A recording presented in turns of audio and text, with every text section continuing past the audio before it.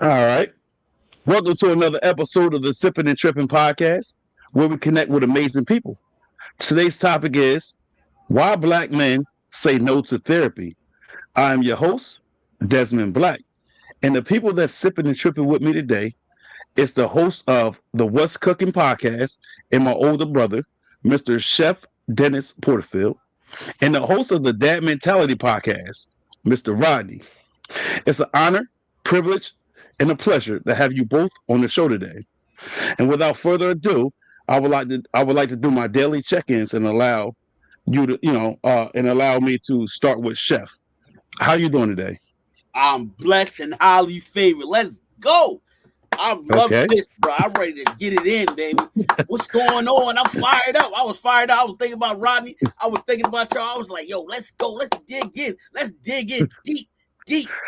You ready? Hey, Always hey, Rodney, you ready to get in the ditch with me? Let's go, baby. always I hear you. animated. That's my brother though. All right, Rodney, same question to you. How you doing today? I'm good, brother. Another day in paradise, man. Just living every I, day to the best of my ability. I hear that. I hear that. As everyone know at this point, I like to conversate, educate, and entertain, right? So hopefully I hit the mark today. All right. So let's start off with this. Uh, there's a lot going on in the world today, right? It's a lot of moving parts, right? We all agree to that, right? Yeah. Yeah. So, oh shit, my bad. The first thing I want to ask is, it's directed to Chef first, right? Um, my first question is this: what is the importance of mental health specifically with black men? Did you Specifically, hear me? yeah, Yeah. yeah. What's the importance of mental health specifically for black men? Well, it's a lot of factors that play a part of that. It depends on the individual, clearly. Because you have some people have different, you know, we all have different traumas. We all have different things we go through as a child, as a young teenager to a man. And so that level of, shall we say, therapy is important based on those traumas, the brokenness of that individual. So, mental health is important because you need to be aware of, you know, where you're at in life and how do you get to that point and why are you at that place, you know, at the current time. And so that's why it's important for all to have therapy or just know your functions and your well-being, you know what I'm saying? So Hmm. it's truly important. You got to think about, so many let's just say one thing, you know, a male that does not have a father, a male that doesn't have a male figure. That's important to have a male figure in your life, not somebody just, not just a father, male figures. You need more than just one because sometimes our parents do the things that they feel that could be the right thing, but not the right thing that you need. So it's important to have other male figures because guess what? It's just about them piggybacking off what your dad is doing or what your uncle is doing. So there's a saying that says it takes a village to raise a child, and that's what that means is because it takes so many parts to make you great as a man. So in that retrospect, you got to really think about it, not having a father to having a father and then having other male figures in your life that can strengthen you. You know what I'm saying? You want that foundation. And I feel like when black men don't have that, that's where the issues come in. That's where the problems with relationships with women, with other men, and not being, able to communicate with another man. We're not thinking that he's coming in to try to take something from you. And there's so much to be important. I feel like it's important to have uh, a belief, a faith-based foundation too. Everybody has their own way, but I think that's a great way to have a supporting cast as well as a man. So I'm gonna let Rodney jump on in there, but that's just a little bit. I want to keep going on. I got you. And I love your response. I received that. That's good. But Rodney, for you? what is the importance of mental health specifically for Black men? Well, there's one thing that I started that mentality podcast basically about mental health and about the the the the misconception that has been put out there. So in my opinion, mental health is new. It's new to us as Black men. Hmm. My dad, if I had talked to my dad about his mental health, he would have looked at me like I was crazy. You know what I'm saying? They didn't know what mental health was. And I really feel that mental health is something that we, as Black men, is new, and we have to really take it seriously. You know what I'm saying? Because a lot of the things back in the day, they just washed it off as something else. You know what I'm Right. saying? Washed it off as he's stressed, or he can't what you call it, or he's having a bad day, or then they would drink it to drink it, drink through their mental health. They would find Hmm. these other things. So going to see a person was something that is just not known. And then the other thing was that there was not people to go see that were our color. You know what I'm Right. saying? That looked like us.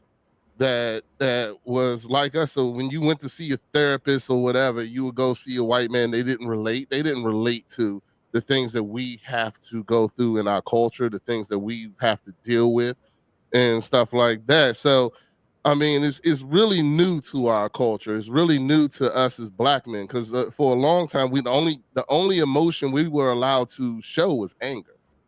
You know what Right. I'm saying? We're not allowed to be sad. You know what I'm saying? We're not allowed to have a bad day.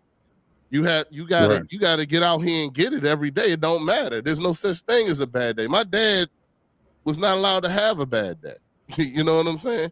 So I mean, Right. it's still to me, it's still new to it's new to our culture, it's new to us, and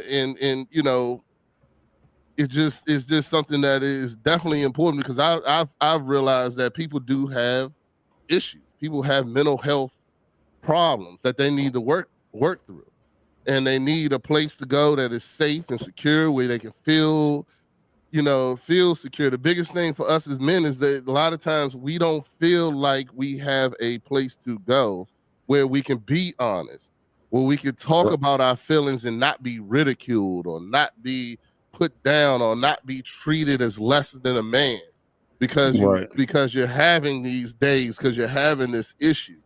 So, mental health to me and getting it out there and basically normalizing it to me is what we need to do as men.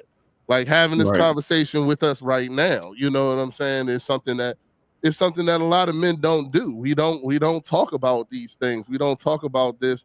When somebody having a bad day, you be like, man, just go home and take a nap or just, what you call it, and not get the tools to work through your actual issue.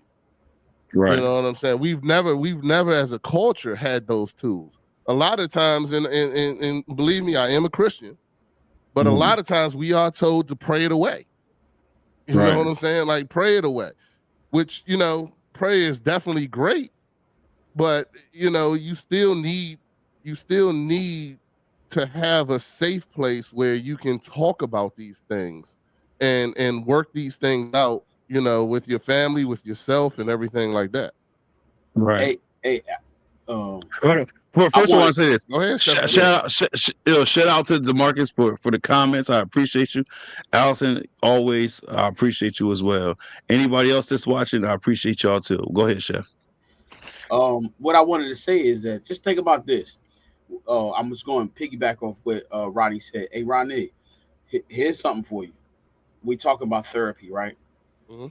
And like you said, that's a great presentation of how you presented it because it's something new, right? But here's something else that's always been there and always been around. And when I visit other churches, right? Check this out. This is where it's going to get real interesting. Just think about this, y'all. That there are not a lot of men in churches. That is a place where you have to find the right church. But I'm gonna tell you right now, there are not a lot of men in churches, and there are a lot of women. And guess what? Women can get together. I don't care what race, they can get together and you come together conversate and feel they don't even know each other, but they get into a place like that and they get comfortable because they're emotional, but also they can conversate with another woman that they don't know and get real personal. Not all women, but most of the women. But you just think about it. Just take a look, guys.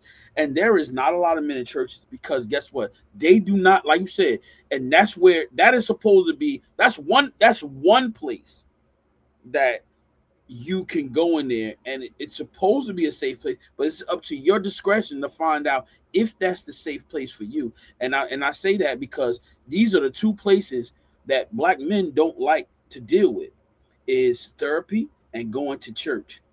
Getting into men's look, that's where you're going to find a lot of positive men. Everywhere you go, you're going to have negative. Okay, so that don't ever think that that's not going to be negative people all over. It's going to be negative people, even in the good places. It's always going to be negative. But those two things, just think about therapy and church.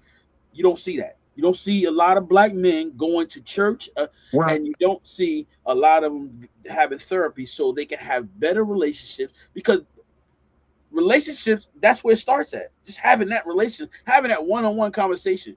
You never know who you're gonna meet. Yeah. right. Yeah.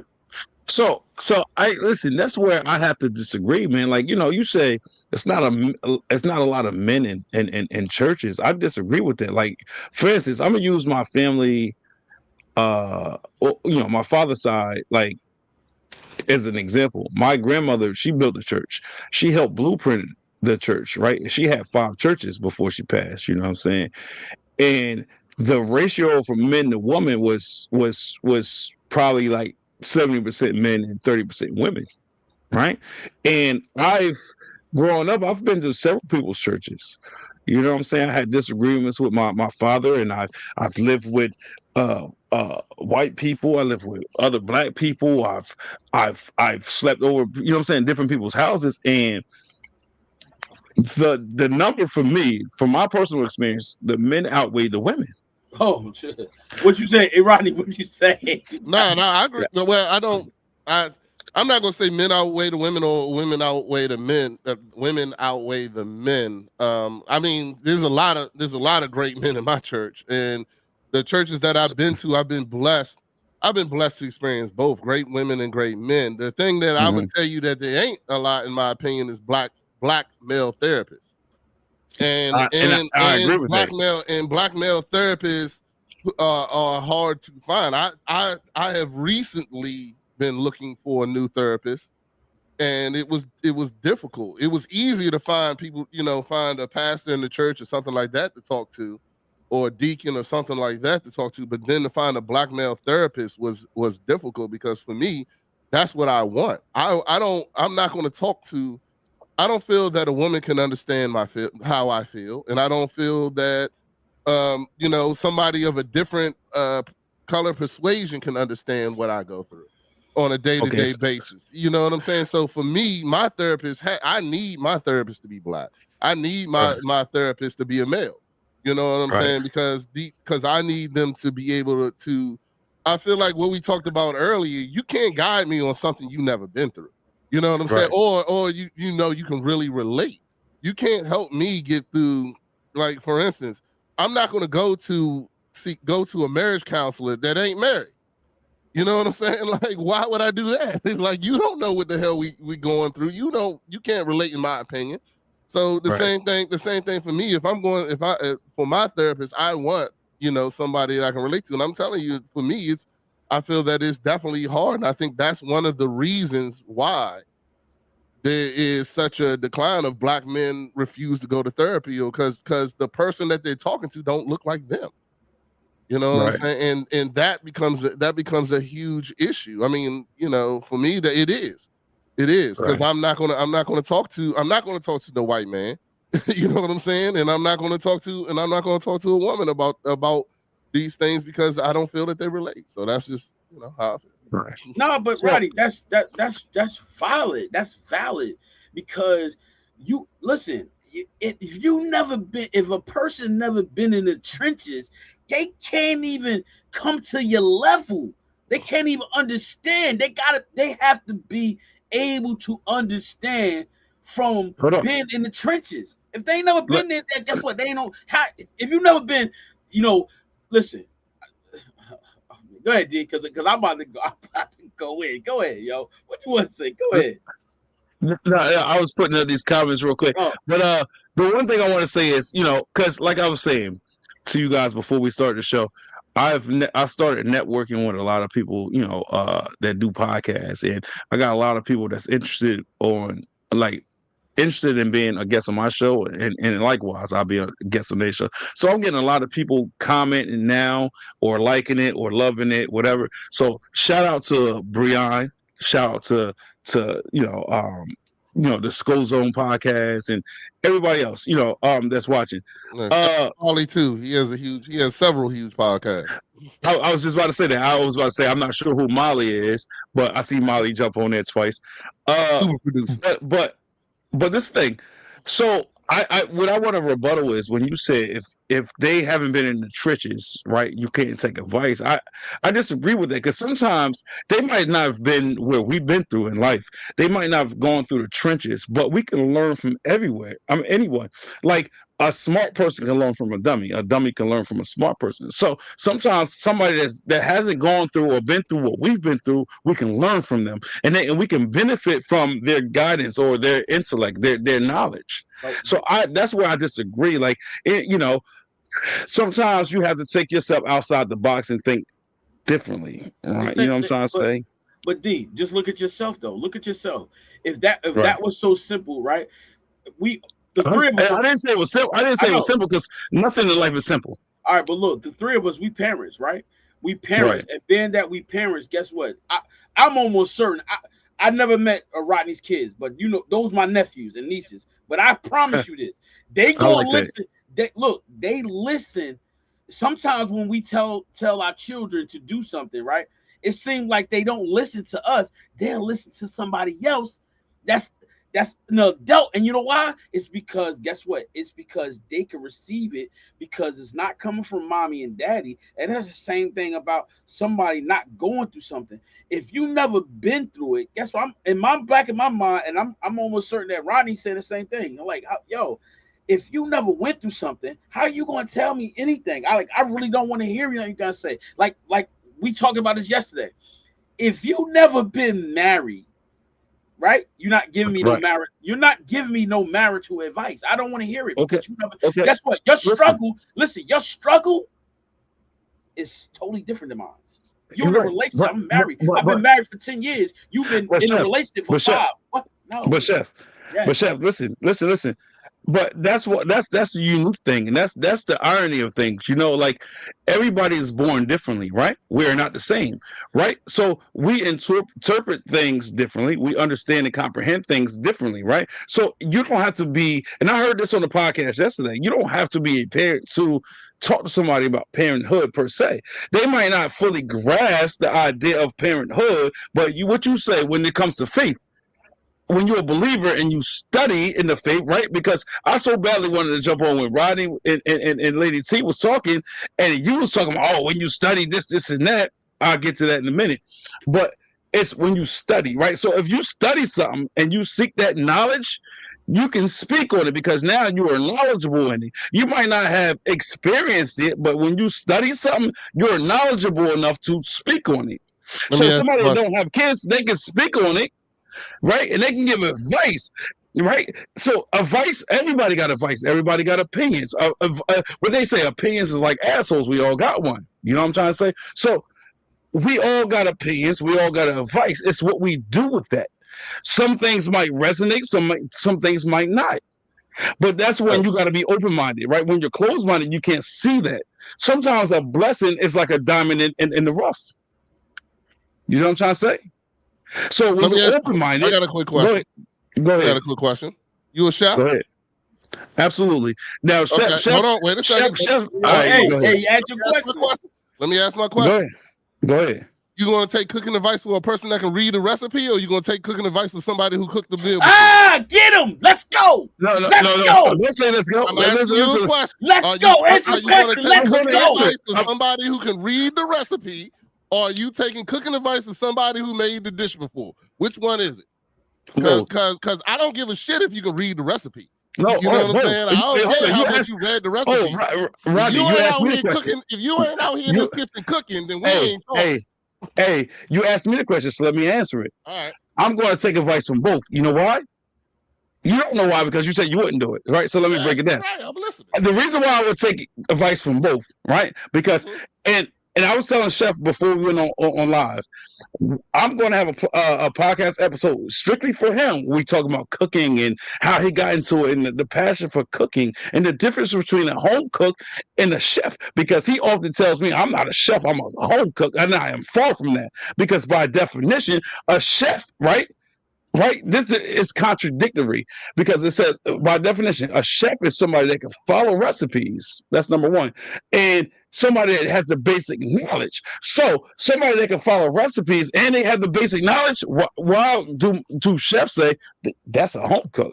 That makes no sense. So if somebody can follow a recipe, okay, boom, that's here. As long as they can follow a recipe and they have the basic knowledge, guess what? That makes them a chef by definition. If you cook, so another definition of a chef is if you cook for a hotel or restaurant, anything like that, or an establishment, or you do it as a professional, and that's your calling, and that's your way of life. You're a chef. A chef can't be a chef without following a recipe, whether that's somebody else's recipe or their own. Right? Right. Pause. 2 seconds. Hey, chef. What is your title at work? I'm about to smack the gavel right now. What is your chef? What is your title at work? Chef. No, it's not. What is your title? You a sous chef, correct? Yeah. What is a sous chef? That means you follow the recipe of your head chef or your executive chef, All right? You follow the recipes of them, so it's not your recipes. So you're following a recipe. You understand what I'm saying? So Excuse me, sir. therefore, You hold asked on. me a So question. go back You to asked me a where Rodney's. question. All You right, asked me a answer, question. please. Thank you. Calm Please. down. Take a little, a little No, I time. get passionate. All right, Like you get but see, passionate, I get passionate. all right, but I'm gonna check you on something. Okay, the difference is that I do not follow a recipe. I have the ability to go and make a sauce from scratch. So I don't I so what I have, that's the difference, is that they can tell me, they can say, chef, I need you to go and make a holiday sauce. I need you to go make a bechamel. I make it from scratch. I do not. So that's the difference. And you have, and guess what? They're not telling me. I swear to goodness, I'm not making this up. We don't have a cookbook in our kitchen. There's no Mm, there's no cookbook. So guess what? mm, There is no recipes, but there is, you have to follow the way the plate's supposed to look. But far mm, as the recipe, we have to make it ourselves. There is no recipe in our kitchen. mm. So every person in there has to know how to make a sauce. But everybody, From a now watch chef, this. hold Everybody on, listen. from a chef to a chef. Plate presentation is part of what? A recipe. No, man, Yes. Yeah. What part of plate presentation is a recipe. When it's supposed to look like this, guess what? That's part of that recipe. And you're a sous chef, and you follow what your executive or your head chef tells you to do. That so again. So when Rodney asked me, will I follow somebody that's you know what I'm saying? I say I follow both. Right? You're a sous chef. You're not the head chef. So you following somebody else's recipe. Now, I did say if you have to be a chef, you have to know how to follow a recipe and you have to have the basic knowledge. And what you just said is you have the basic knowledge. You know how to do it from scratch. And that's all. That's what I said. Right? We're saying the same thing here. I I have the basic knowledge on how to make shit from scratch. When I cook at home, the shit I send you, I make that from scratch. I don't, bro. I make my own Alfredo. I make my own meat sauce. I make my own marinara. I don't buy that shit in the store. You know what I'm saying? I have the basic knowledge of what to do. And I follow my own recipe because I tweak it. I taste other people's stuff. Maybe you might make something right, and I might say, "Oh, that's good," but I feel like it's missing something. So if I go in there and I tweak it, now I make my own recipe and I all right. follow that. You You understand can, what I'm saying? but no, watch this. Have you been to school, culinary school? You know I have. Why would you ask me that question? I've been to culinary school. You're supposed to be 4 years. I did 1 year. I did 1 year. No, and I did 1 year. Relax. Let's go back. Hold on, real quick. I just want to go back to the, and I want to just respond. Yeah, go ahead, man. Look, man, I'm too old for that shit. That's simple. I'm too old for that, and I mean, for me, I'm not listening to somebody who, I can respect it. And don't get me wrong. When I say I'm not listening, it just means like you're right. Somebody could make a great point that may not have kids. That I understand. Just like some therapists that may not be my same color, may not be the same color as me or whatever, could make a good point. Mm-hmm. But I still that's just them reading out of a textbook. You know what I'm saying? I want somebody who can tell me, when I talk to them about being married to a beautiful black woman, or when I talk to them about raising my black kids in this society where things are different. When I talk to them about the frustrations I have as a black male when people look at me and judge me just clearly on because I'm big and I'm black. You know what I'm saying? I have so many issues in my job because people are intimidated only because I'm big and I'm black. You know what I'm saying? In that, I can't talk to a therapist who doesn't share the same color as me to understand that. I can't talk to them about the fact that, my my young black son has to, not be out at a certain time of night because the police may get him or whatever the case may be, that he can't do these certain things. And then he's like, well, why? And I don't want to have to explain that to him. You know what I'm saying? I don't want to have to explain these things. So, I mean, just getting back to the whole therapy thing and going back to that, I just feel like there's certain nuances. Like, yeah, we all can give good advice. Anybody can give good advice. If something's hot, stop touching it. Good advice. Right. You know what I'm saying? If this is not what you want to do, don't do it. Good advice. That's easy advice. But when it comes down to the nuances of being a black man in society today, you know what I'm saying? I don't want to have to explain to him, why I'm stressed out at work because some lady complained because she didn't like the tone of my voice. Right. You know what I'm saying? So look, this is my thing. Wholeheartedly, I understand where you're coming from. But listen, a dummy can talk you off a cliff. I mean, off of jumping off a cliff. Correct? Not me. No. Not me. Not me. Not me. How you figure? Bro, if you're down, first of all, I don't talk to dummies like that. So hold on, time out. If you're down and out, that's a sign of weakness, right? I'm sorry. So what now? If you're down and out, and you get to that point when you say, "Oh, I think I'm gonna end my life," that's a sign of weakness, right? That's a moment of weakness, correct? Well, I've never felt like that, so I don't know what that is. All right. The reason why I said that is I said a dummy can talk you off a cliff. No. Let's go back. If my friend tells me that he's down and out and getting ready to consider killing himself, or anybody I know, I would not look at that as a sign of weakness. No, I would look at that as a sign of he needs help. Okay, but if you need help, that is a moment of weakness. I'm not saying you weak in the physical form. Yeah, exactly. So if you need help, right, in that time of need, that is a time of weakness. We all have weak points, and that's what's wrong with the black community. We won't acknowledge the fact when we have a moment of weakness, right?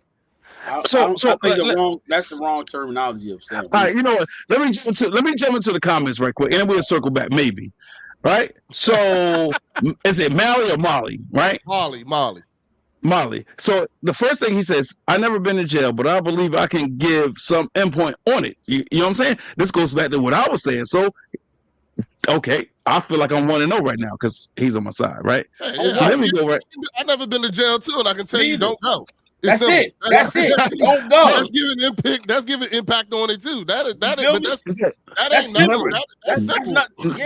major. Tell me how to survive in jail, Molly. He can't tell you that. How do you survive in jail? He can't tell you that. Never played professional football, but I'm sure you can think, right? More than the coach sometimes, right? That is true in the world, in society. Hold on, say that again. didn't Read hear it. it. It's up. It's on the screen. I never It's on played the screen. professional football, but I'm sure you think you know more than the coach sometimes. Yeah, I Right. think I know, but that Yeah. don't mean I do. You know what I'm Right. saying? It's easy watching after. I mean, none of those comments mean anything when you're in the trenches. Right. You're right. Listen to me though. You got to hear me out. You got to dig deep with it. When I talk, I like so when I said in the intro, I said I like to conversate, educate, and entertain. Right. So like sometimes it's about just open your mind a little bit. Right. So when you ask me that question, who would I listen to? Right. This person said, oh, what? Why isn't it going? There you go. I said both. Also, you will listen to both sides. Right. Somebody that's been through it and somebody that hasn't. Right, because sometimes somebody might be knowledgeable, and that's why I said a dummy can talk you off a cliff. Because in a moment of weakness, right, and because if you're having a moment of weakness, you're not coherent, you're not thinking clearly, and a dummy can tell you like, oh, like you just said, they can tell you, oh, don't do it, right? You just said that. But Anybody can tell you don't do something. hey, So a dummy Jay, can be like, don't do it, and they can make you feel right. They can make everything in that moment feel right to you. They can make you feel like you have a purpose. And that's why I said that a dummy can talk you off a cliff. Because if a dummy can make you feel like you have a purpose in life, and they make everything seem right in that moment, and you say, you know what, I gotta snap out of it. That's all I'm trying to say. I need to meet some more dummies then. all right, but And maybe we need smart people and dummies in our life. That's human nature. I don't got Hold I on. don't know that many dummies in my life. Look, Mally said, "Chef can read the recipe, right? And chef can read the recipe. If not, I don't want him cooking for me. I think right. That goes back to what I was saying as well. I think that goes back to what I said as well. Because if you're a chef, it's a misprint. Because I think it's it's not. Chef can't read the recipe. If not, I don't want him cooking. But see, whether it's can or can't, listen to me. You got to read it fully, right? If you can't follow a recipe, that means you don't have the basic knowledge, as you said before, to understand how to make it from scratch. Then I don't want you cooking for me. Yeah, so if you can follow a recipe, then you good in my book. No, go ahead, Rodney. They can read the recipe. I didn't say they can follow it. Who wants to? Are you gonna cook? Are you going to listen to a person that just can read the recipe or a person that has cooked it before? Me myself, I'm going to listen to the person that's made this dish before. The recipe. I make stuff all the time, and I almost all the time add something more to the recipe or take something out or whatever the case may be. You know, I know how I think the food is, that I want my food to taste. So, and is that not how you make a chef? How you become a chef? Chefs when they come with their own cookbook or their recipes, they cook things, they experiment, and they taste it. If they like it, they go, and they add that to the fucking their repertoire, and they say, yeah, that's my recipe, right? So so when they start a business, right? Say if a chef say, I'm gonna open my own restaurant. Right? To be successful, you ain't gonna cook the rest of your life because now you're the owner, you're the proprietor, right? You're the general manager. You manage, and everybody else got to follow your instructions. They got to follow your recipe. And once they're able to do that, guess what? If you're the chef and they follow your recipe, they're a chef by definition. All right, but the chefs I work for have hired people that they trust. And yes, they give a recipe, but if they come to you and go, hey chef, I changed this. I added a little bit of this. I thought this was something, what you call it, that happens all the time in kitchens, all the time. You're right. And they branch out and they be their own chef. Watch this, AD. Let me show you something. This ain't no just opinion. It's a fact. If someone tells you, this is the difference between a chef and a cook. Okay, someone tells you, no, seriously, in this industry. Rodney, check this out. You listen to this? I'm listening.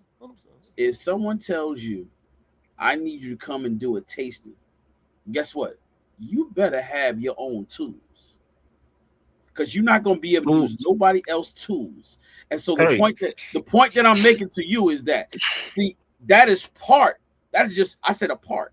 That's just a part of the fraction of being a chef. You listen, when you're going to cook for somebody, You got to have your own tools. You can't, because guess what? You want to be at your best. So when you go somewhere, you going for a job interview and you going, like you said, you work at a hotel and they say we need you to do a tasting.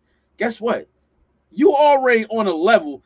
You pass working at just a kitchen. You on a level of, okay, they not telling you nothing. They say we want you to make 3 dishes. That's it. Right off the top of your head. Guess what? If you don't have the knowledge, if you don't have the experience, guess what? You can forget it. But I want to throw this out because you making this face. Watch this though. Here's something real important. When you go to an interview, you got 2 people. You have experience and you have knowledge. 9 times out of 10, people are going to they're going to take the experience over the knowledge. That's where you're wrong. Okay, you can't have experience. You cannot have experience without knowledge. What? I'm talking about. Come on, really, man. I got to break it down to you for you.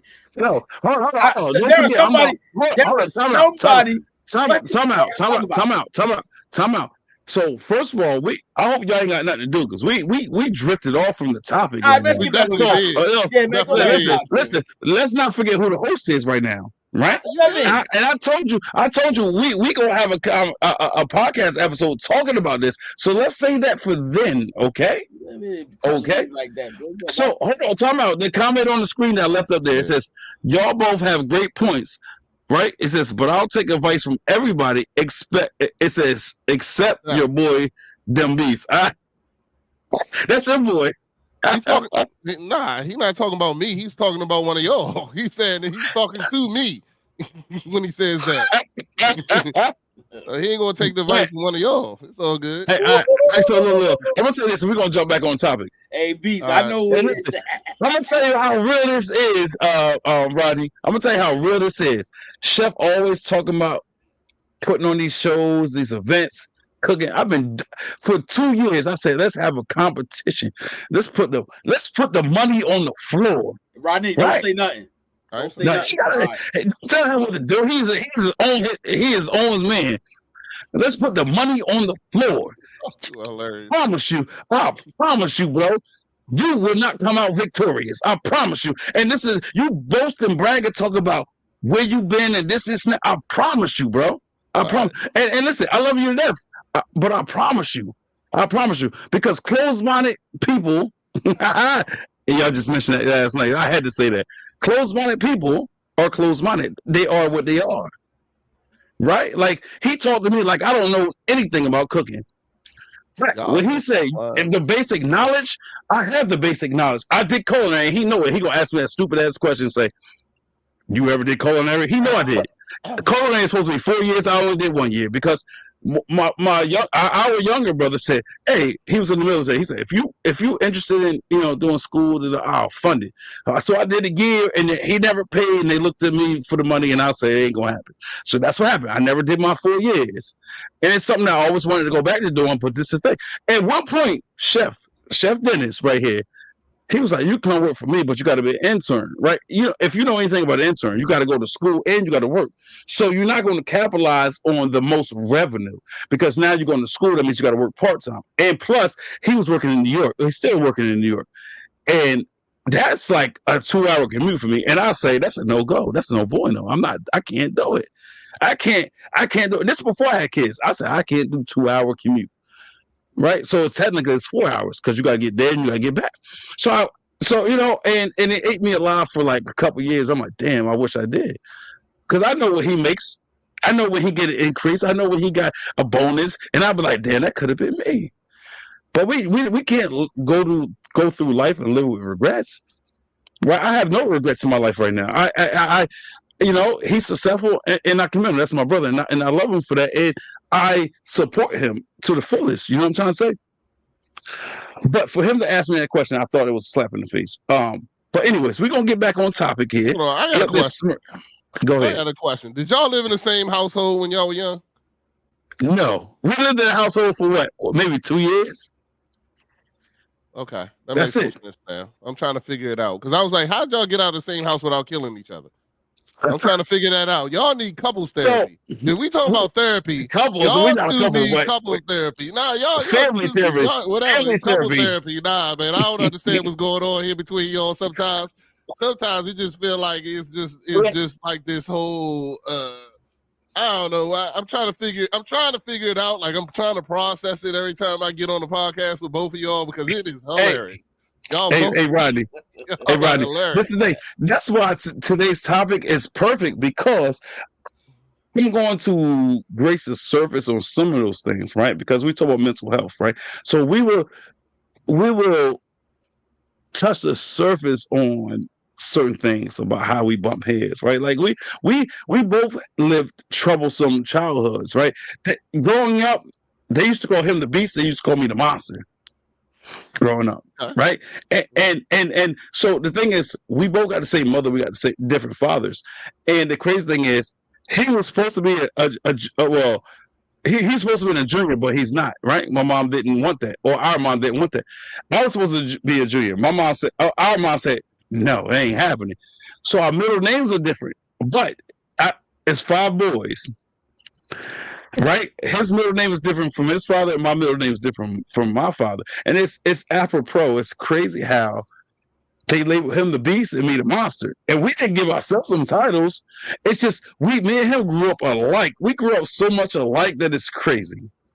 Right. And it got to the point where like his traumas and my traumas were similar, but when we talk to each other, we don't see it as similar. Right, because he tried to put off like, oh well, I follow faith and I follow God, and I don't have no traumas. I never had traumas, and that's where I struggle with. You mentioned it before on the podcast, and he mentioned it before. It's like I ain't trying to put nobody down. I don't try to put nobody down either, but it's like one thing I would never do is negate the fact that I have traumas. Right, he still has traumas. Right. And like I said, we're gonna get back on topic, and hopefully, some of the things I talk about, you can bridge the gap and understand a little bit more. Right? Why is it so important to you though? Why is it so important to you that he acknowledges the traumas that he has?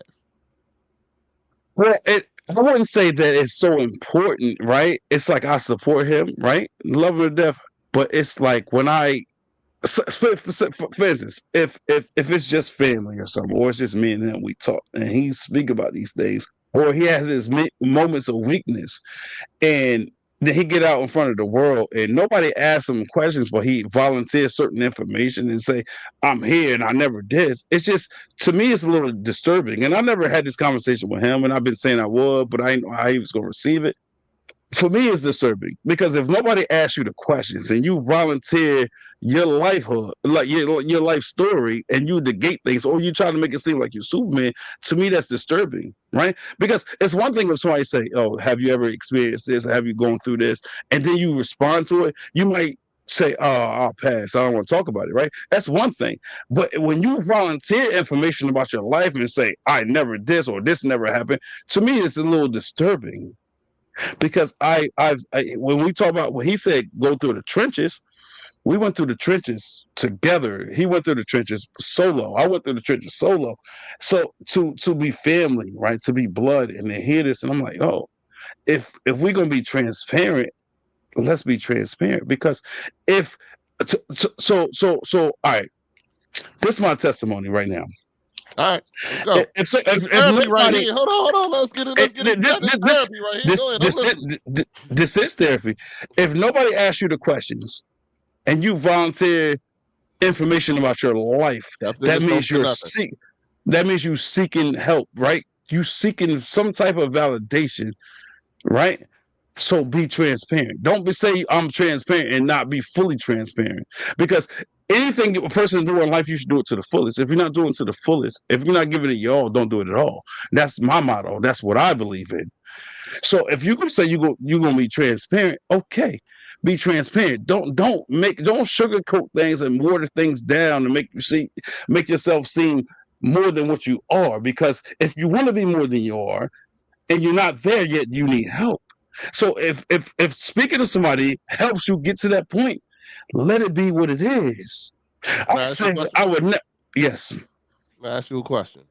I say yes. Because I see what kind of happens here, and it's kind of weird to me. But have you ever? So you Miss Allison, that's my favorite fan that always on the show with you.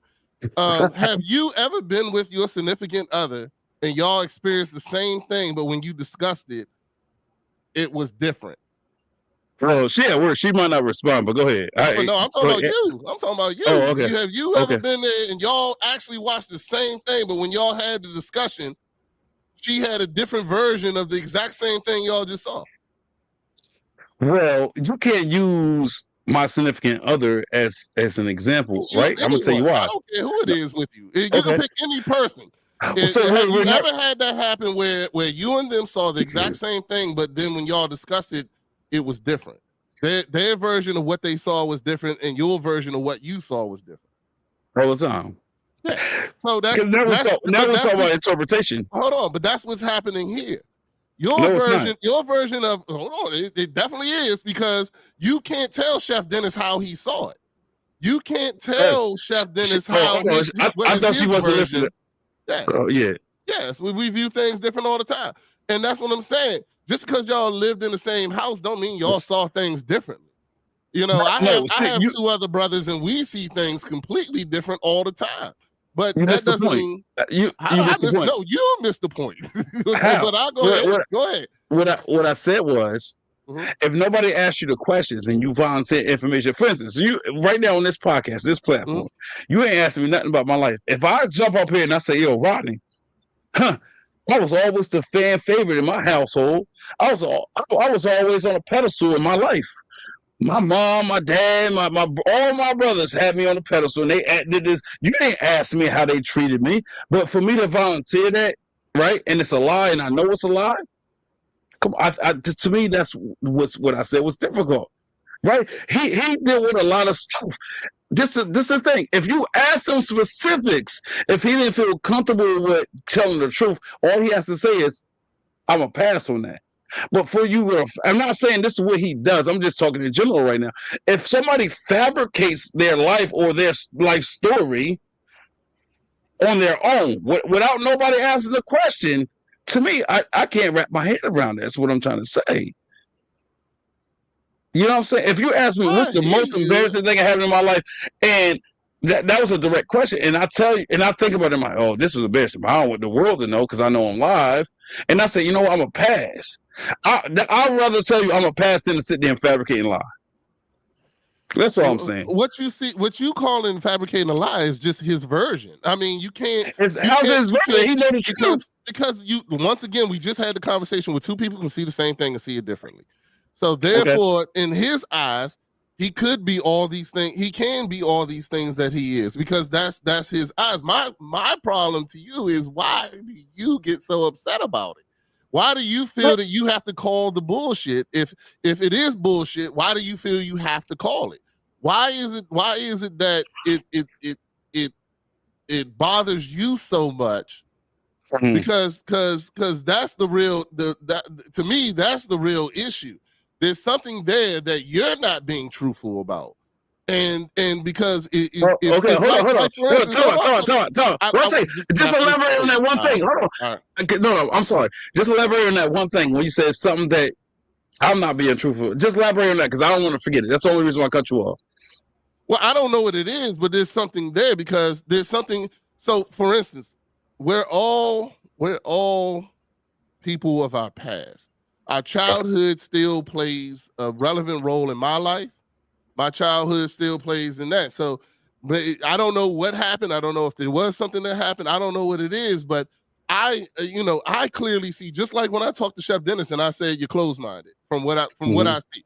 You know what I'm saying? I clearly see that there's something there that you just feel that you can't let it go. Like, you can't let it go. And I don't know what that is. And I don't, and I'm saying, but here's the thing I am going to say to you. That's not your brother's problem. Chef Dennis doesn't have to explain shit to you. You know what I'm saying? Or how he does it, what he does, what you call it. If you have a problem, that is a you problem. You can't, you can't fix it because he sees the way he sees. And I'm not saying neither one of you are right or neither one of you are wrong, but I am saying that when you sit here and you have these issues about what Chef Dennis is doing, or you feel that he's not being truthful, whatever the case may be, that's your problem. That's not his. You know what I'm saying? That's your problem, because you are the one that have that issue. He doesn't have that. And Chef Dennis is a great, from the little time that I met him, he's great. His opinion, his personality, everything he has, what you call it. Do I care? Do I care if everything's the truth? No, it's helpful. Sometimes you can't. Sometimes you don't have to tell people the whole truth. Sometimes, but then my whole thing is this: he's just telling his version. You can't tell him his version of his story. We all see things different, and you can't tell him how to see it. And that's where you're getting a little blurred here, because I never said I want him to see my vision. What I said was, if nobody asked you a question and you come out with a fabricated story, right? I'm just saying, right? That's not his version, because he knows what took place and what didn't take place. So it's not his version, right? Like, if somebody asks you a direct question, if you don't feel comfortable answering it truthfully, just don't answer it. Don't make yourself more than what you are. And that's not a shot to him. This to anybody in life. I just don't do that. I don't find the need. If I don't want to answer somebody's question, I'm not going to answer that. I am not going to sit here and say I did X, Y, and Z.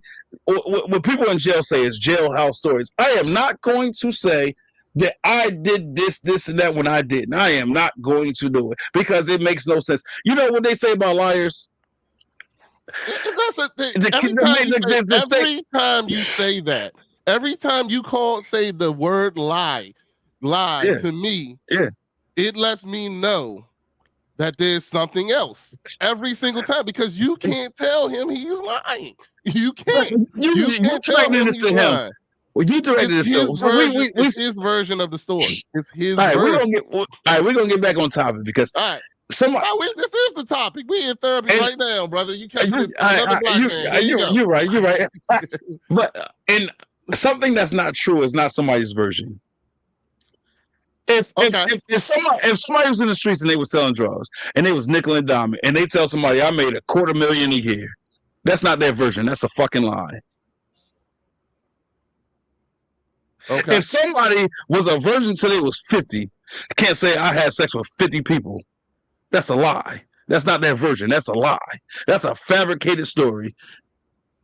Like, just control alt delete yourself out this conversation. We can't talk no more, because in jail talk they call that a war story. I don't want to hear that. If I'm going to communicate with somebody, I want to hear truths, right? I want you to make me feel enlightened, right? Because if somebody can't match my intellect, if somebody can't stand in my shadow, or stand in my shoes, or wear my socks, or however you want to put it, you don't belong in my circle, right? And this, like I said, now we just drifting. Now we just talk about in general, right? This is generosity here. I'm not talking about him, you, anybody, but that's just where I'm at in life. Like, I'm not going, if I feel like you're not being genuine, like, why am I even talking to you? You said this to yourself, right? A different situation though, but you said it yourself, right? Like, and that's what it is, man. Like, I don't know, bro. I don't know. Like I said earlier before we started this, I feel like if I took both of y'all outside and said, what color is the sky, y'all would disagree. One would say green, one would say blue. And it's funny how this all evolved. I don't jump in, but it's all funny how this all evolved from talking about cooking. But go ahead, Chef. Go ahead, Chef. Now I sat here and I listened to you the whole time, and Rodney's right. G. Let me tell you something. So now, this is, we say this is therapy. Listen, you don't know how tough my job is and was and still is, okay? You don't know. You don't know what it is to be the big brother. Your brothers look up to you. No, you laughing, but you see now. You talk about transparent.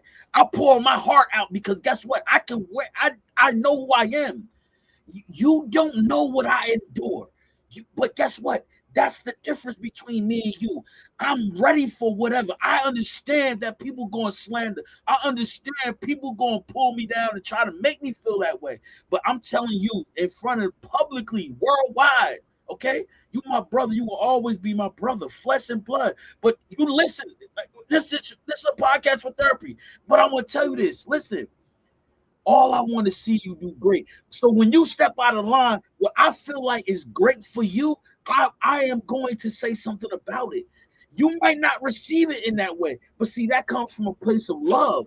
That comes from a place of want to see you great. It, just like you love your kids, it's an undeniable love that you have for your kids. And I promise you, God knows I'm telling you the truth. It's a love that's undeniable for you and my brothers. My mother, undeniable. My father, undeniable. So guess I'm in the place where, guess what? I want to see you do great. So yes, I'm going to say certain things you should not do. Because guess what? I want to see you do great. I want to see you do well. I want to see you a married man happy. Guess what? Going through things, coming to me and saying, you laughing, but this is what you don't want to hear. No, I'm listening. I ain't saying that. Just talk, bro. I'm laughing. Look, Just go ahead. it's the truth. And guess what? We talk about therapy. That's where it starts at. People don't want to receive correction. They don't want to see. They say that's your opinion. No, but guess what? There are certain people that comes into your life that's supposed to be in your life for a lifetime because they want to make you better. They want to pour into your life, not take nothing. I don't want to take anything. All I want to do is give you happiness. All I want to do, I can't do that. Only you can receive it. If I'm putting it out, that's what it's supposed to be. And so we talk about therapy. That's what it's about. That's why I'm here today. I'm here to show support, show you love. But guess what? In a way that you might not receive it at this moment, at this second. But guess what? My heart is in it. My heart, my feelings, my emotions is in it. Because guess what? You, my brother, outside of Rodney being my brother on the podcast, outside of being my brother, you know what I'm saying, as a black man, but you something different. You know what I'm saying? So when I do these things and I say this, I'm okay with correcting myself. When y'all said it. Y'all said it. Oh, you act like you closed my. Okay, I receive it because guess what? I'm always trying to make myself better. But it ain't even about me. It's about you. It's you have to accept the correction and knowing that that's coming from a place of love. It's coming from a place of I want to see you do great. I don't want to see you do bad. You understand what I'm saying? Yeah, bro. Yeah. Listen. I never once said that your heart and your mind's not in the right place. I never said that because listen, family know family best, right? And I've said this, or I messaged last night on your podcast, right? I messaged you. I said, yo, your heart's in the right place, your mind's in the right place, right? I'm never going to negate that because I know who you are as an individual, right? But that's not what this topic is supposed to be about. But to add to that is you know, you listen, you my brother, we blood, love you to death. I do, honestly. But you are closed minded, bro. Like you think that you can't learn from anybody that's younger than you, right? And you always been that way. And I can give a lot of different scenarios and stories, but that's not why we here right now. So I'm gonna go to the next question, bro. And listen, Rodney, apparently he been on your show plenty of times. This is the first time being on mine. So I know he ain't going nowhere, so we gonna be having a lot of conversations, and like I said, doing this podcast thing is therapy for me, and I'm sure it's therapy for both of you guys. Absolutely. So this is love, and I appreciate it. And a lot of black men, a lot of black women should be doing exactly what we're doing right now. You understand what I'm saying? This is therapy. This makes me feel good. I woke up this morning knowing we was going to do this, and I felt great. I felt like nobody could alter my life. I felt like nothing can go wrong because I knew I was doing this. I said, I'm going to therapy today. You understand what I'm saying? So with that, I'm gonna go to the next thing, and we're gonna move forward.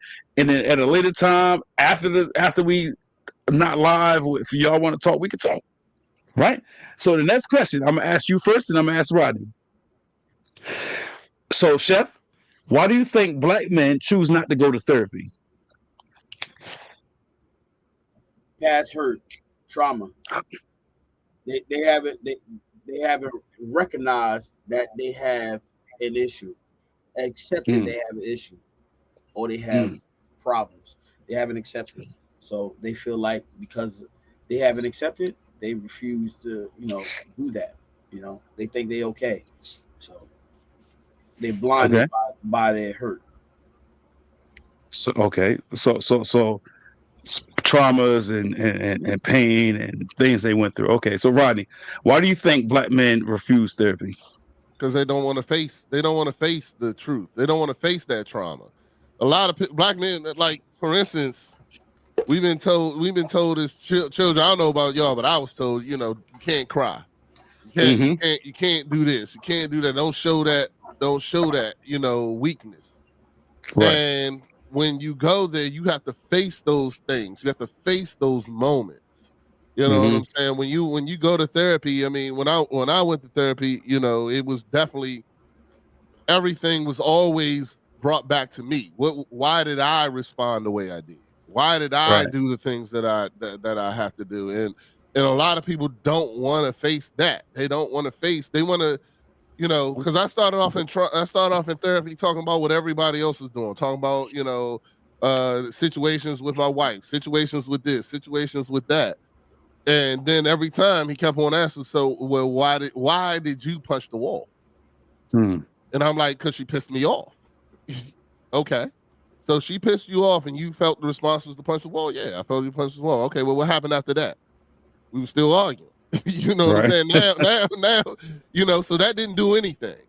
So now Right. why did you allow her? The biggest thing that I learned is why did I give people that power? You know Right. what I'm saying? Because we all are in control of ourselves. And we're 100% in control of ourselves. So Right. when you sit there and you do these things, you really have to respond to yourself.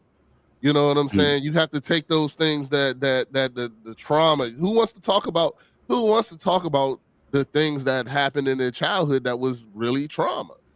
For me, Mm. mine is my father died when I was 11. Mm. And I have abandonment issues. It took me forever to, until my therapist told me that. It took me forever to realize that every time my wife went out of town, I would start a fight every single time. Never failed. You know what I'm saying? Never failed. I would start a fight because, hey, I was scared that she was going to leave. My father left out that day. I never saw him again. You know what That's I'm saying? powerful. Well, Right. he died. You know what I'm saying? He went to work and died, and I never saw him Right. again.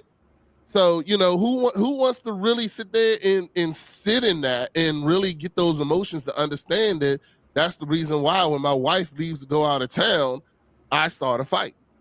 I Right. make sure that we argue before she leaves, and I make sure she argues when we come back and everything because I revert back to that 11-year-old child. And then Right. after that, and I talk about my alcoholism a lot. And that's Mm. one of the things that I deal with. When my wife go out of town, I would go get pissy drunk. That Mm. was my healing process. I would go do that. And those traumas, and it took time for me to really understand that these were just me reverting back to the things that comforted me during the trauma. You know what I'm saying? Alcohol comforted me during the trauma. Right. It was my go-to. You know what I'm saying? And from the age I started drinking at 14. You know what I'm saying? At the Mm. age 14, I was, buying liquor, stealing liquor, whatever I needed to do whenever I went through that trauma. So let So, me ask you this: when you said you was buying it, like who was you buying it from? Because obviously you wasn't old enough. Like, so come on, man. who was in your? Go right to the Chinese store there, give me all the liquor I want. They don't care. They ain't care. The Got you. Chinese liquor store, man, shoot. Good old Got Wong, that you. was my man. I used to come in there, dap him up, go grab a fifth, pay, and walk on out like it was nothing. Hey, You know what I'm that's saying? interesting. I couldn't sit here and tell you that I went through the same thing. If I didn't even start drinking till I don't even know what age I started drinking. I know when I was like about maybe like 9 or 10, my father gave me and my younger brother a beer, and we spit that shit out. We was like, this ain't for me. And his life lesson was, you see how it tastes, you don't like it, do you? And to him, he thought we would never drink again. But a little did he know when we got older, we drank. We still drink. I drink. I'm trying to cut back now. And one of the things that resonated with me from last night's podcast on what's cooking, right? Like you was like, how it's just not liquor is not the same for you. And I started feeling the same way. I started drinking beer, and then after a while, I'm like, you try to supplement the liquor for the beer, and it's like you drink excess of beer, and you be like, oh, that's not for me either. Like it start tasting good, but before when you used to go from beer and liquor at the same time to just straight beer, you'd be like, oh man, this is too much. And when you said your New Year's resolution is to cut back on the liquor consumption, but not the Nah, there'll beer be or no the liquor. wine. I'm not drinking any liquor anymore. I'm done with it. Right. So I you know what's crazy? I honestly feel the same, but I keep telling myself unless I'm in a social setting, right? But like yeah, I don't know, I've been feeling the same. Like this is the thing. But then I to be honest, right, as much as I say that, like I was like, maybe it's just vodka because I just started drinking tequila for like the last 4 days, and I feel Gucci. I feel good. Liquor. I mean, not liquor. Vodka. Just my body has not agreed with it. So I'm like, maybe it's just the vodka, or maybe I should have took a break from the vodka. I don't know. So I'm not sure what direction I want to go in, but I do know one thing for certain: it's for the New Year's. I do want to hit the gym. I do want to start working out because I tell you one thing. I was on a diet a couple times this year, and every time I jumped on that diet, I had less ailments. I felt better health wise, and I was able to breathe better. And I said, you know what? It's the truth. When people say it's important what you would put in your body should be a temple. It is the truth because when I eat healthy, when I do less drinking, I feel amazing. So when you said that last night, it resonated with me. I was like, you know what? Not that I needed to hear it from you, but I'm like, that did something for me. You know what I'm saying? I have to cut back on the alcohol consumption. I have to eat better. I have to treat my body like gold, right? I have to treat my body like heaven. Like it really means something because if I don't do it, nobody else gonna do it for me. So when y'all was talking about New Year's resolutions and things for 2025, that is what I want to do for 2025. Okay. You know what I'm saying? If that's something you really want to do, do it. Trust me, this ain't the first time for me. You know what I'm saying? But this is actually, I feel like it's really the last time because I've been prepping for this for, I would say, the last 2 years. I've been prepping for this because the problem for me is, like I said, it's emotional drinking for me. Like when my wife goes out of town, I go get pissy drunk. I talk about it on the podcast. I slipped back into the same thing. My wife went out of town and I thought I was good. You know what I'm saying? I was like, all right, I'm good. What you call it? Then I go over my best friend's house, my best friend brother over there. He got 2 half gallons, and next thing you know, he's pouring them and passing them. You know what I'm saying? And sure enough, that night I got messed up. And then I woke up the next day and I was like, you know what? This is not what I want to be doing anymore. This is not. I know exactly what I did wrong. You know what I'm saying? Right. Because I was still drinking off that emotion. You know what I'm saying? Right. And I want to take that vice away from me. I want my vice to be God. I want my vice to be prayer. I want my vice to be God. I really want to make that the thing that I rely on opposed to alcohol. So I mean, and I'm not saying it's not the same for you. Mine is different. It's my exceptional journey. I don't know if alcohol is a vice for you or whoever. You know what I'm saying? And this, that, and the other. But whatever you need to do to make whatever you need to do. My thing is this. Go every day being a little bit more better, being a little better than you was the day before. And that's all I can ask from you. You know what I'm saying? That's all I ask from myself and ask from anybody else. If you want to be successful out here, you gotta take it one day at a time, and you gotta be a little bit more better than you was before. But to go back to therapy, I'm telling you, therapy will bring up things and get you. Therapy helps you get explanation. You know what I'm saying? It helps you get explanation for why you do what you do. You know what I'm saying? Like I got explanation for why, I've been married 24 years. And I'm going to say, and I'm honestly saying I have not been a perfect husband at all, not even close. You know what I'm saying? I'm blessed that my wife stayed with me the first 2 years. I talk about it all the time. The first 2 years of our marriage, I played Eminem, I'll Kill You every morning. Just because I don't even know what that is. That's the Eminem, I'll kill you, bitch, this, that, and other. Blah. It start off and be like, bleed, bitch, bleed. You know what I'm saying? That was my opening. That was my morning alarm. You know what I'm saying? Because I was just, because I was dumb and I was young. And, and it took me a long time that I had to apologize for that. I had to go and ask my wife for forgiveness because that was just me. That was me being I don't know, just being retarded or whatever the case may be. But I now regret that. You know what I'm saying? I used to be happy about it. You know what I'm saying? Right. I used to be happy about it and talk about it. And my therapist said, why do you say that like you're happy? And I was like, I Right. shouldn't be. You know what I'm saying? I shouldn't be. Hey. And it was just me I realizing. got a question for you, D. Go ahead. D, Hey, go ahead, and then I gotta say something. Go ahead. Nah, Hey, D, you said this is therapy, right? It is. This is a real question too. It's not trying to be funny. All right, so answer it. I'm gonna ask it. When the last time you cried about something that touched your heart, not your kids? Hey, listen, we live right now. You want me to be honest? Yeah. Just yesterday. For what? You know, a lot of people are gonna laugh. They might when I get to work because I got some people that watching this that's at work. But I don't care at this point in my life. Like I don't know if it comes with age, right? But I cry a lot, and you know, and I question myself. I'm like, what the fuck am I crying for, right? I could hear a song and I cry. I swear to God, I could watch a movie. Call me what you want to call me. Say what you want to say. I don't care. But I am a lot more emotional as the days go by, right? Like, for instance, if I watch a movie or I hear a song or I hear a poem, right, and it's family oriented, it touches me. If it touches me, bro, I'll shed a tear.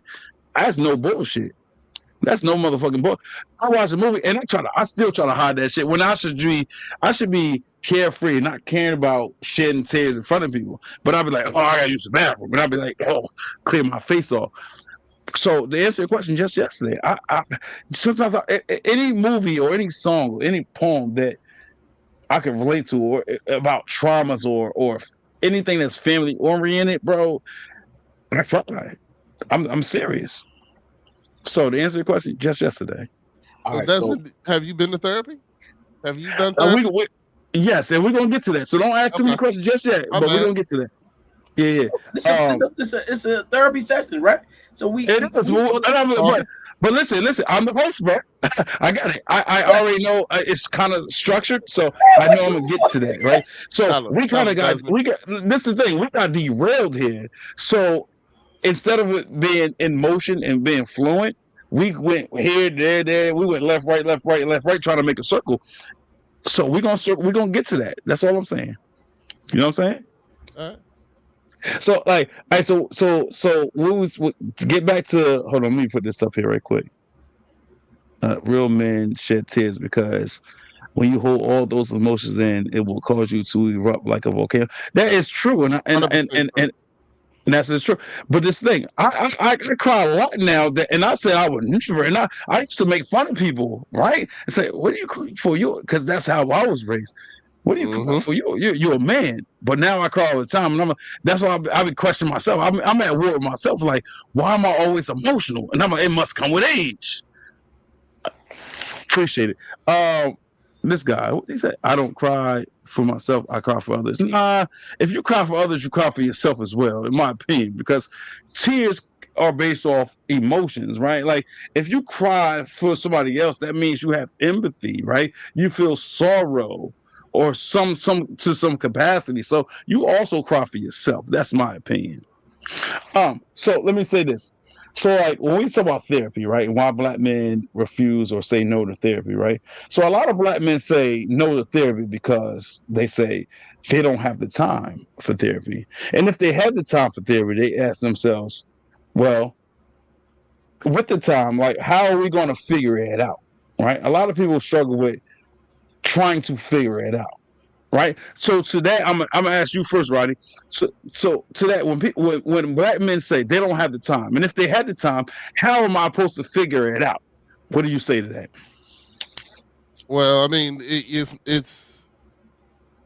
the only way you can figure it out is to talk, is to put it out there. It's all good, man. Yeah. But the only way you can figure it out is through discussion, is through debate, is by being with other like-minded people and having these conversations.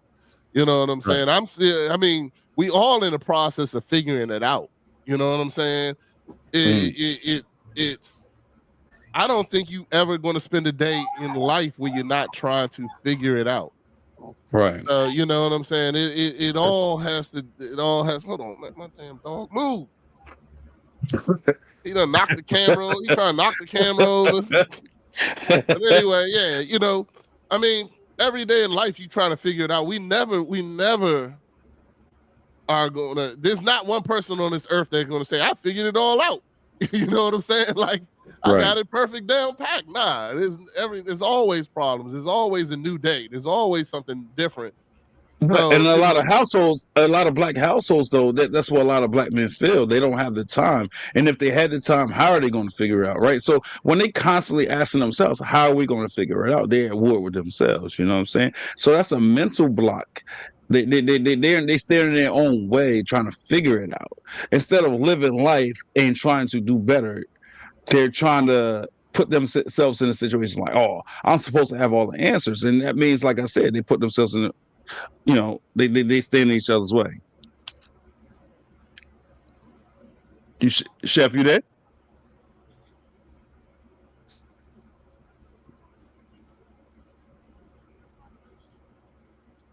Hello?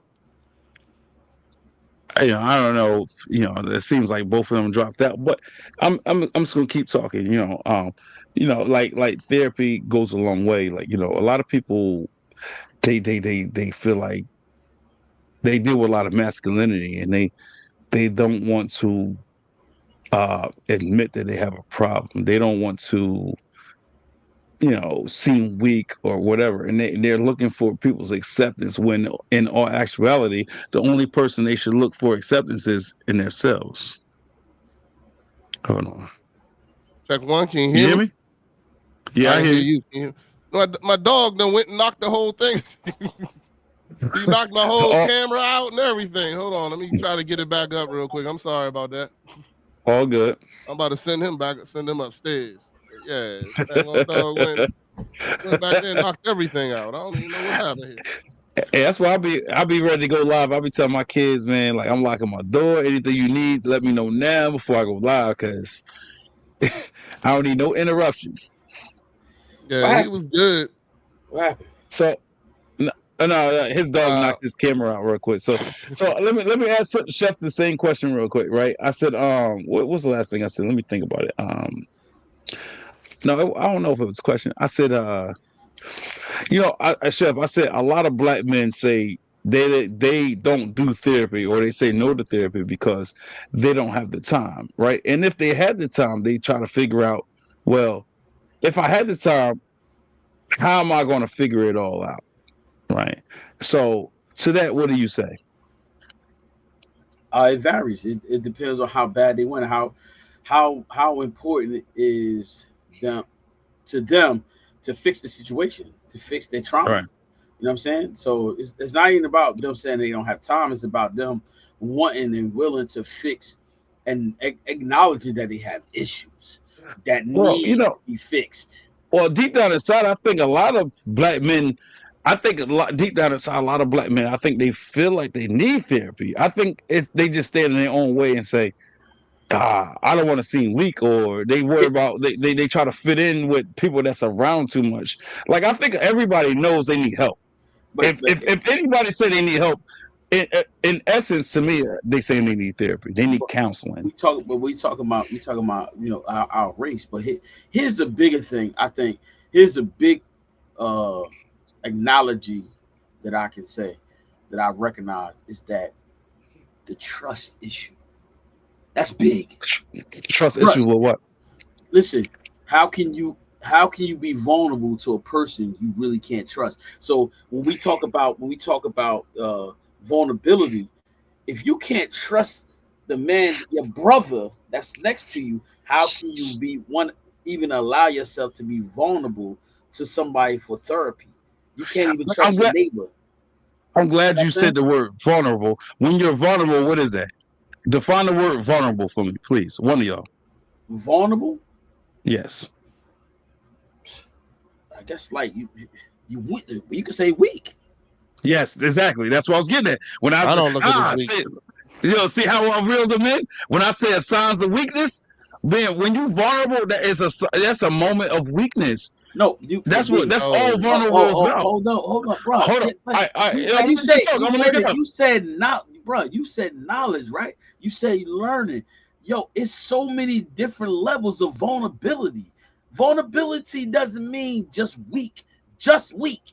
It is a sign of weakness, but that vulnerable is being open, open. So you're vulnerable to be open. You know what I'm saying? So guess what? You can say it's a sign of weakness, but you listen. How can you be vulnerable to somebody, right? That you can't trust. You can't trust. Vulnerability is not weakness; it's actually strength. Okay, so look. Because it takes a strong person to be vulnerable. It takes a You strong think person. so? Absolutely, sir. I just told you Okay. earlier. I said I'm open. I just weakness said it is earlier. definitely not it. I mean, look, I'm vulnerable. I'm vulnerable all the time. I'm on this show. I'm vulnerable. Yesterday, I was vulnerable. I told y'all, look, I told y'all that I'm gonna stop drinking liquor. You know who was my biggest person? Like, I got a Desmond too, chef.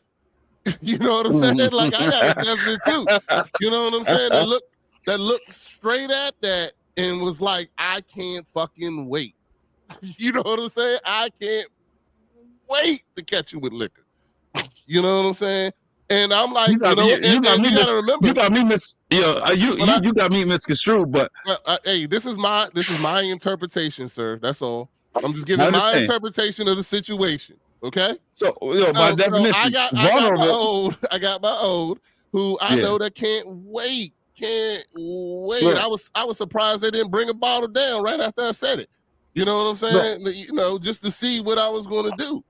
You know, so, but I mean, by definition, vulnerable means, right? It says in need of special care, in need of support or protection because of age, disability, risk, or abuse or neglect, right? It says weakness. That's one of the words for being vulnerable. It's a moment of weakness, and that's all. Go ahead. Go ahead. You know, and then it says in peril, in danger, in jeopardy. It's a whole bunch of words. But the key thing I was saying is when you're vulnerable, it's a moment of weakness. Hey D. Oh, watch this. Hold on. Let me elaborate on something for you. Watch this. When you have Rodney, check this out. See, me and Rodney, we're a little older. So he gonna relate to this, what I'm saying. Listen, D, when you put on the armor, you have spots in your armor that's vulnerable to be attacked. So on the when you put the head plate on, your neck is still vulnerable. That means it's open. Yes. Look, but guess what? It's a sign. It is just a sign of weakness, but you got the full armor on. But look, I'm showing you I'm using vulnerable, right? Mm-hmm. In a way where you could say in a sign of weakness. But guess what? But at the end of the day, there's other ways you can use vulnerability. You understand me? And that's what he's talking about. So you can't just say it's a sign of weakness. Yo, this open. Like I said, I got the helmet on, I got my breastplate on, but my back doesn't have protection. So it's open. Like you said, it's open. That's vulnerability is open. So guess what? In my armor, the back part of me is weak because it don't have any really protection. But I got the front protected. You know what I'm saying? Mm-hmm. So basically, you look at it. You can look at it in a weakness spot. I mean, in a weak terminology, but also you got to really look at it. It's open. It's open. Right. So you feel me? So you won't. We're not using vulnerability as weakness. No. But we talk about going to therapy. That's what it is too. People don't want to be open. You know what I'm saying? Right. And I feel that. I feel that. That's because what you're doing is you're exposing a place where people can attack you. Exactly. There you go. Now see how you bring it together. Where people can attack you, and that's exactly what I said. Like me being vulnerable yesterday on the show. That was somebody was listening to that, and now can't wait to attack me with what I just exposed to them. You know what I'm saying? And to me, that's not weakness. That's because it takes real strength to be vulnerable. I'm about to tell you something.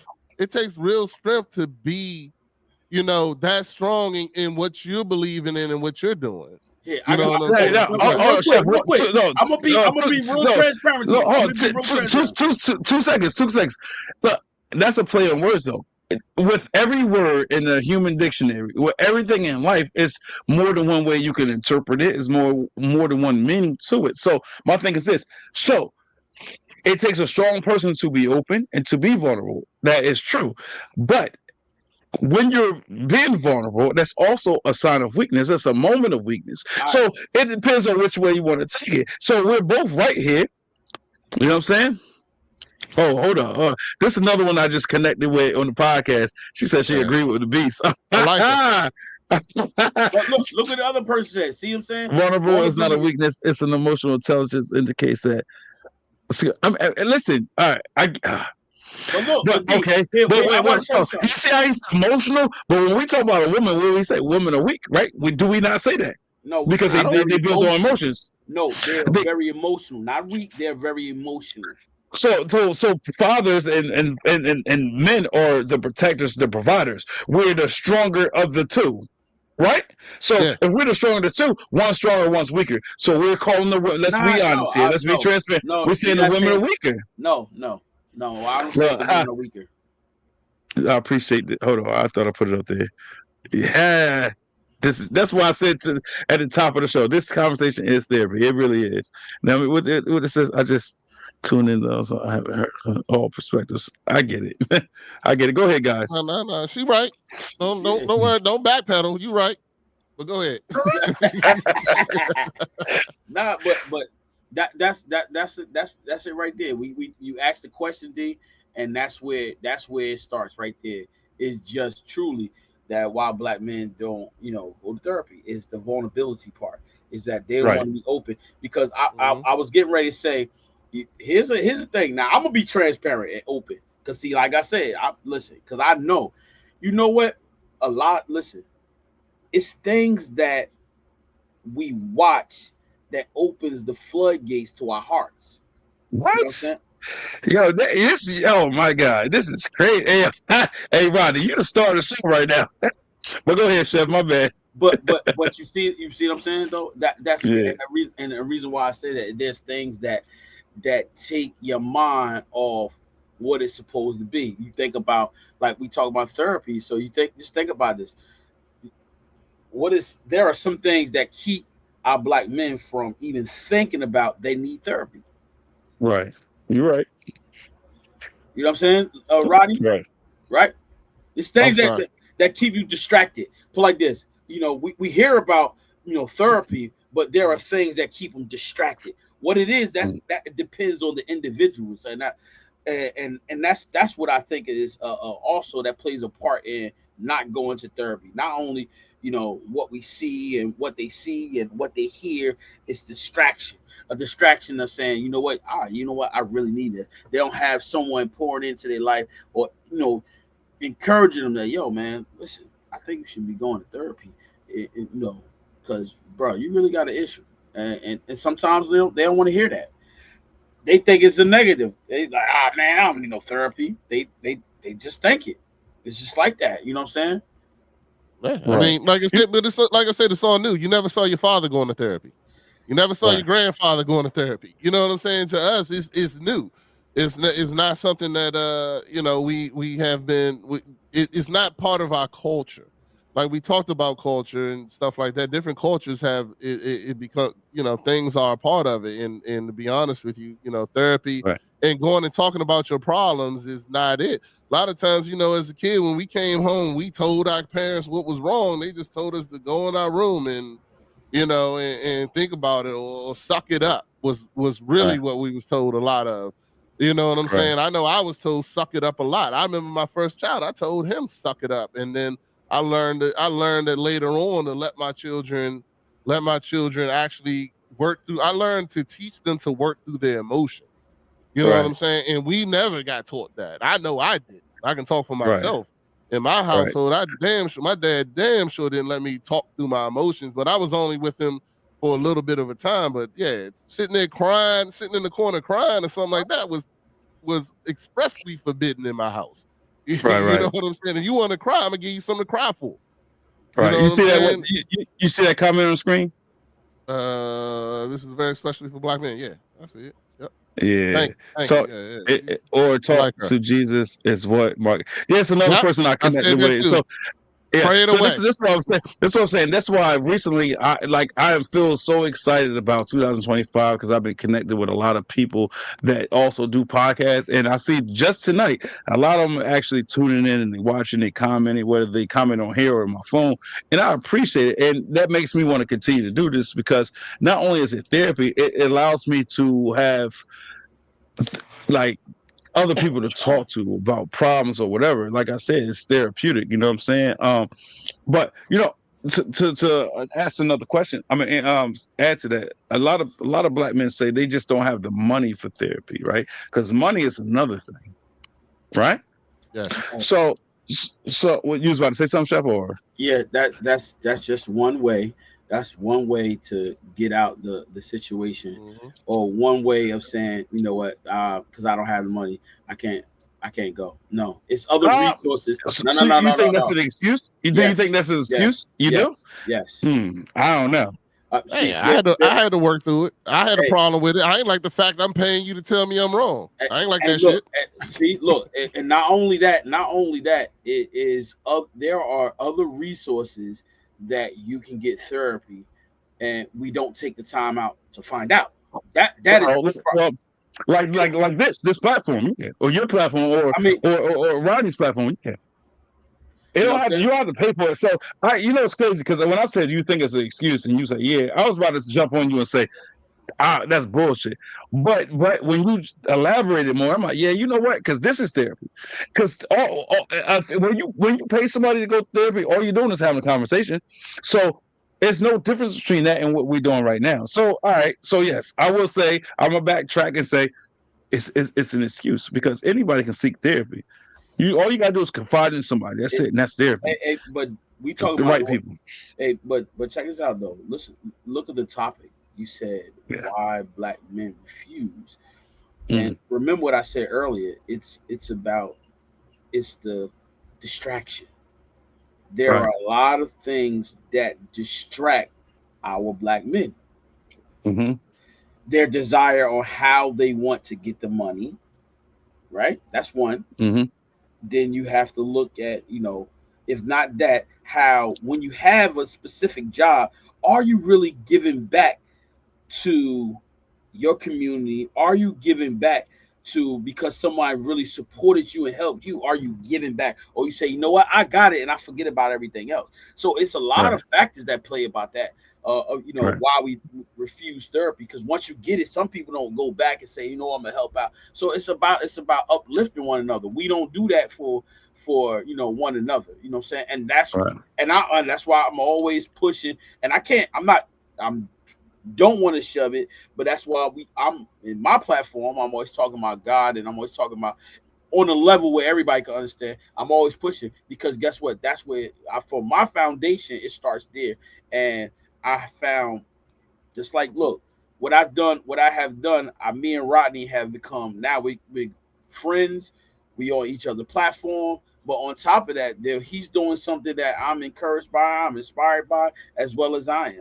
You know what I'm saying? And that's how when you begin to do that, then you understand it more, and then you'll be able to talk about topics like this. You'll be able to spread the word, spread the love, and educate people on that, educate black men on that. You know what I'm saying? And guess what? It's going to transcend to something great because that's what a lot of black men need to hear. You know what I'm saying? His platform is great. So, and I just want to do that. I mean, and that's what we doing. Listen, I agree with you. So he jumped on yours, and you jumped on his, on each other's platforms. And I say, you know what? I fuck with Rodney, right? Because it's not just him being a guest on your show, you being a guest on his show. I resonate with both of y'all saying. Hold on, excuse me. I want you to read what that said because I think that's important. Look, okay. I read it. I put it up there for you to read it. Oh, I didn't see that. I think that is important. He said, I don't think white guys are much different. I agree with him. As far as therapy? As far as therapy, going to therapy, I think they have. But the problem is that a lot of white men have had experiences before a lot. Now, I'm not saying all, Right. I'm saying a lot. A lot have had it's kind of like that race where you got a 2 foot where you get a 2 foot start before we started the race. Now, you know, Right. we now don't get me wrong, I think it's a problem for all men. You know what I'm saying? I'm Well, not saying that, but you yes, know, I still feel that white it's people are more susceptible to accepting therapy, right? It's a different dynamic when we talk when we deal with the grand scheme of things. Like black people, just the way we're just raised we were differently. You taught know what I'm saying? not to do that. Right. That's what you're And saying. what? It's part Right. of our household and culture. I don't think it's the Right. same for all white people, but I do feel No, that you're right. Right. yeah. There is white people that struggle with the acknowledging that they need help and oh God, hold on. Shit. Yo, you get so much love tonight. It's absolutely beast. They have experienced it in their childhood or more familiar. Damn, you get so much love. This is crazy, Make right? sure you go to dad underscore mentality and get a follow on there too, please. Hey, Thank you. yeah. You can reach him on YouTube at Dad Mentality Podcast. Like, YouTube, yeah, Facebook, Instagram. I'm on all of them. Dad underscore mentality podcast on yeah. all of them. You Hey, know, follow me on that yeah, too. yeah, you can throw your social media All good. handle up there too, so they can follow you. Cause I support everybody. Like that's what I'm saying. I've reached out to a lot of people that is trying to do the same thing the three of us is doing. Right? She said she gonna follow you. Look. So like I said, I I'll follow support back. and whether it's white, black, Korean, whatever ethnicity, right? But at the end of the day, when black people come together like this, I support that. Like I always say, I'm pro-black. You know what I'm saying. So when black people can do this, I commend them. I applaud them. Right. So let me ask this. No, knowing that the three of us have been through therapy, right, or is currently going through therapy, right? Let's dive a little bit deeper into that, right? So, Chef, I want to start with you. At what point did you accept therapy, and what was the reason for going through therapy? Just wanted to become a better man, better husband, a better leader. You know what I'm saying? Yeah. That was the main focus. The, Better. the first part was at what point in your life did you accept it, and then tell me why. I I was married. I want my first divorce. Okay. My So divorce what was about very. that divorce that made you want to? It was What about it was that? trauma. It was trauma. Okay. So it just it changed everything. Changed, it had me in a dark place. It had me in a quiet place. It had me in a single place, so a lonely place. You know what I'm saying? So when I went through that, it was just like, hold up, wait a minute, nah, I don't like this feeling. I don't like that place, that dark place. I ain't like it. You know what I'm Mm. saying? I was doing all type of stuff, going to the strip clubs, midnight, late nights, drinking, getting drunk, driving drunk, all that. So that dark place, you know what I'm saying, it put me to a place like, hold up. And but I gotta give credit to, my Lord Savior Jesus Christ. I ain't gonna just say it was just all me. It's the hey, that's what really, got me to where I'm at today. You know what I'm saying? And but I say that is because guess what? I was in a dark place when I was going through my first divorce. You know what I'm saying? I was Mm. doing all different type of stuff. But if I didn't have that seed sowed, by my parents and my grandparents, guess what? I would have been, off on the deep end. But I'm glad I decided to go through therapy. You know what I'm saying? And Hold on, I, my bad. I just put it. Cause my girlfriend, like she's like, oh, Irish people are different. She's Irish and German, like so. Of course, she had to chime in on that comment. That's crazy. But anyways, continue what you were saying. yeah. So no, but yeah. So that was the pivotal point in my life. You know what I mean? Going through a divorce, because they always talk about going through divorce is tough. So I Hold on, definitely. how you in foster care at 25 years old? Now, I don't understand that. he was in for. I know this guy. Yeah, hey, this guy's a very good guy. He's an activist out in the DMV area. He's exceptional. But yeah, he was in the foster care. He was on my show. He was in the foster care, and he said when he was 25, he went to therapy. But he was in a Oh, went to therapy. he went to, yeah, 25, he went to therapy, but he was in the foster care system. That's what he, went to therapy about. Because you asked why you went to therapy. And he's just Yeah, no, hey, yo. my bad, Rodney. Another one of my newfound people that I connected with said they subscribe to your channel. That's That's what I'm crazy, talking bro. about. That's crazy.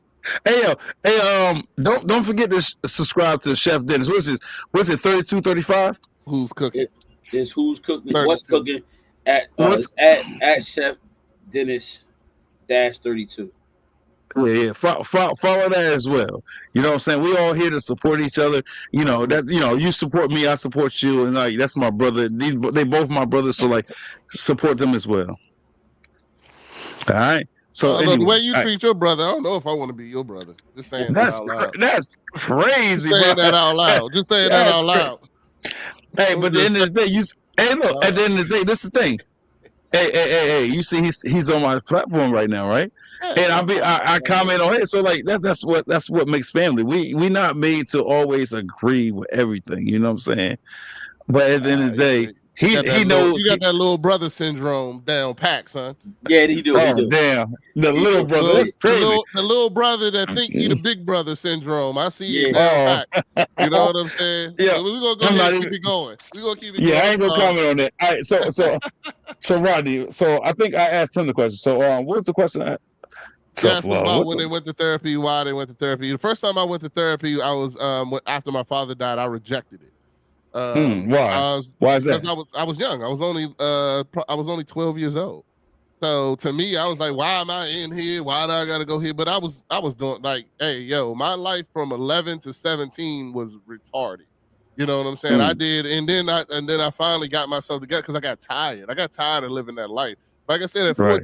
at 14, dog, I was probably drinking almost every day. You know what I'm saying? Mm, Like and then that's tough. it was rough. I was doing all kinds of stupid stuff. I hope that I can't still be fine, but I was stealing cars and doing anything and everything just to get attention because I wanted my father back.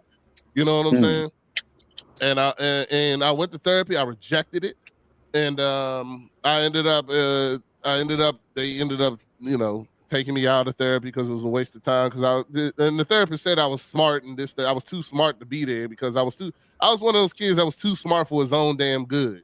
You know what I'm mm, saying? So and then I did all my stuff, but then I finally got to a point where I got tired, man. I got tired of living that life, got tired of doing the same stupid stuff.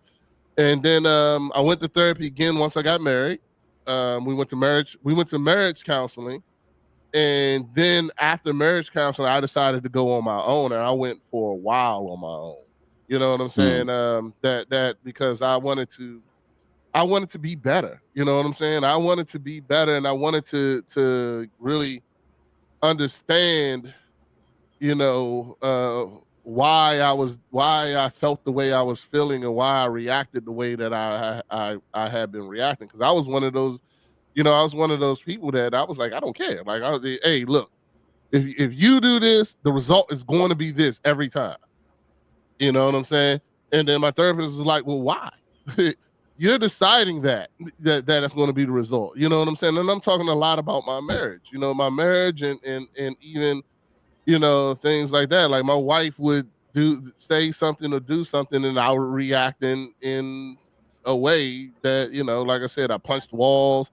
I never touched her, but I punched the walls and did all kinds of stuff and reacted all kinds of craziness and things like that, which, and I just had to really get a control of myself. I was tired. I remember the one time my mom was there, and this was before my mom passed away.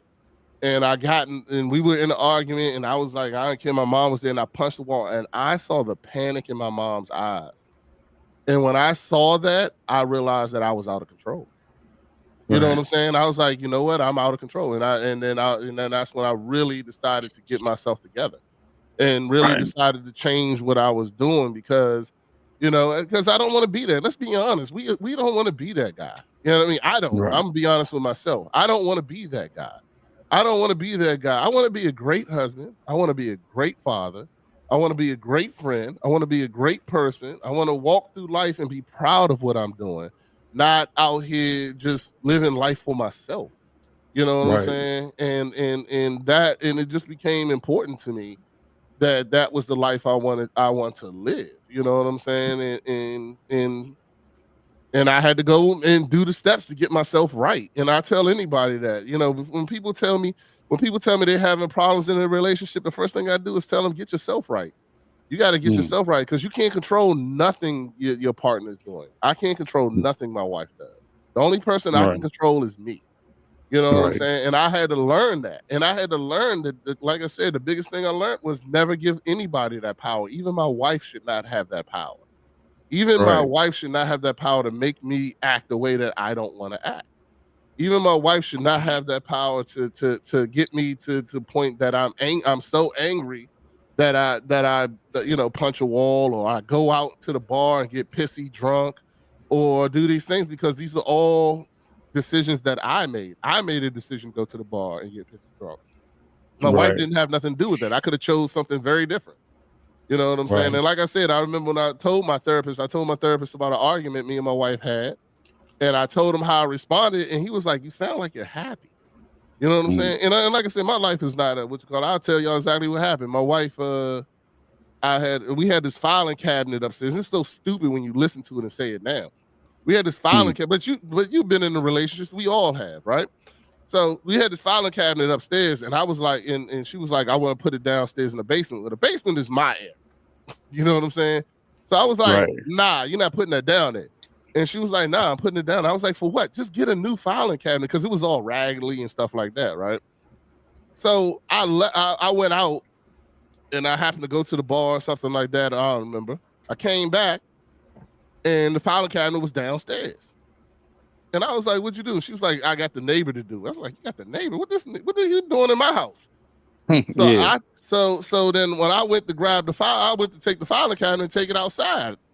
And she was going off and this, that, and the other. And she was, and don't get me wrong, it was both parts. There was some things said that my wife knows how to push my buttons. She knows. Everybody who's in a relationship knows. They know what to say. Right? They all do. They know what to say, but that don't mean you have to react. So I took the filing cabinet and I took an axe and I chopped the filing cabinet up. Right. So when I went to therapy and told my therapist that, I was like, yeah, I chopped that bitch up. He was like, and you're happy about that? And I was like, yeah, ecstatic. You know what I'm saying? Yes, I am ecstatic that I did that. And then he was like, are you listening to yourself? And I was like, so you went and took the filing cabinet out back and took an axe and chopped it up into pieces and said, yes. And he goes, and you think that's okay? And I was like, yeah, 100%. It was great. I was so happy. Right. Guess what? That filing cabinet ain't in my house. Okay. And then she was like, well, what about the trauma? Your kids saw you out there. You know what I'm saying? The people, your wife saw you out there. You out there. My bad, I was reading that comment. Yeah, but that was one of the conversations we had that really, really broke it down for me. I sat there and thought about it. And then the therapist goes, if your daughter called you and said that her husband just took the filing cabinet out back and chopped it up into little pieces because of an argument, what would you think? Yeah, what would you think? And I was like, all right, you got a point. You know what I'm saying? All right, you got a point. But I mean, we all not perfect, but therapy helped me get to the point now. I tell my wife, and you want to hear the craziest thing? When I took that, y'all make sure y'all subscribe to his channel, because I see a lot of y'all think he's hilarious. A lot of y'all agree with him. So just subscribe to his channel. Because it's real. We've all been there. Like, we've all had that dumbass argument that makes you go over the top. You know what I'm saying? But I know I do all the time. Yeah, exactly. So I mean, but the thing that I realized was that the most healing thing I realized was that I stopped giving my wife that power. I stopped giving that power. Like, now, I don't care what she says. You're not making me respond. And it's crazy because my wife had to go to therapy because she didn't know how to deal with that. You know what I'm saying? Because she always had that power. That was her power. You know what I'm saying? She always had the power that she knew, if I do these three things, he gonna spaz out. Right. You know what I'm saying? And he gonna spaz out. And now I'm not doing that no more. Now I'm sitting here looking at her, and I'm like, nah. Now and here's the greatest thing: she would do that, so she wouldn't be accountable for what she did. You know what I'm saying? If she did something, she would do that, so she wouldn't be accountable for what she did. You know what I'm saying? If she did something, she would do that, so she wouldn't be accountable for what she did. You know what I'm saying? If she did something, she would do that, so she wouldn't be accountable for what she did. You know what I'm saying? If she did something, then she wouldn't be accountable for that. So the easiest thing, if she didn't want to be accountable, she'd go do this. I spaz out, and now it's just about the fact I punched the wall. Now nothing that happened before is what we're discussing now. You know what I'm saying? You see a comment? What it said when I tried therapy, my therapist,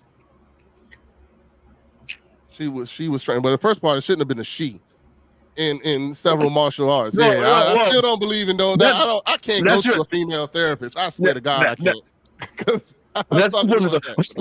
Don't say that. Hold on, don't say that. So, do you counsel with your wife?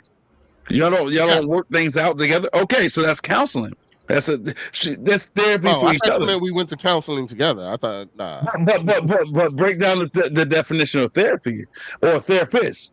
It's somebody you can consult with, somebody that counsels you. So if your wife can do that for you, so don't say you can't go to a female counselor because your wife is your counselor.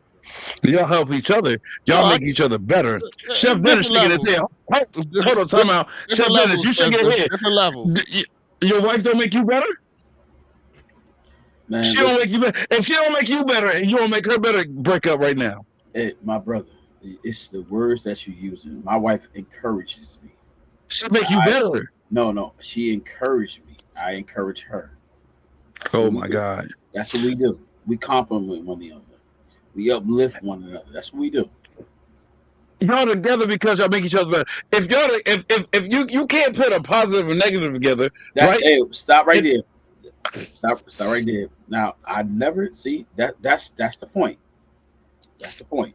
I never told you that my wife do not make me better because I didn't. I asked you 4 times. I said, "Do she make you better?" You said no. I don't mean she's my therapist.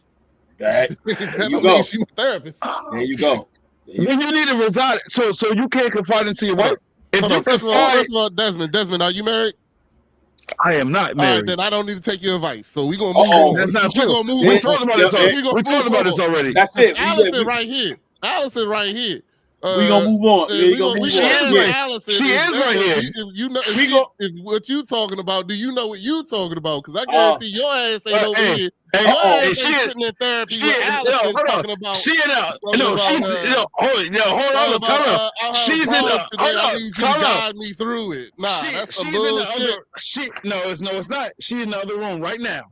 Stay out of this thing. Stay out of this. No. She taught me off a clip all the time. And sometimes I don't know where else to go. I go to her. And she is my therapist in that moment. I am her therapist in that moment. We help each other. We balance each other. We make each other better. And that's the thing. Hold on. Let me put this camera up here, right? Because hold on. My wife does make me a better person, 100%. She definitely has made me a better person, but she ain't my therapist.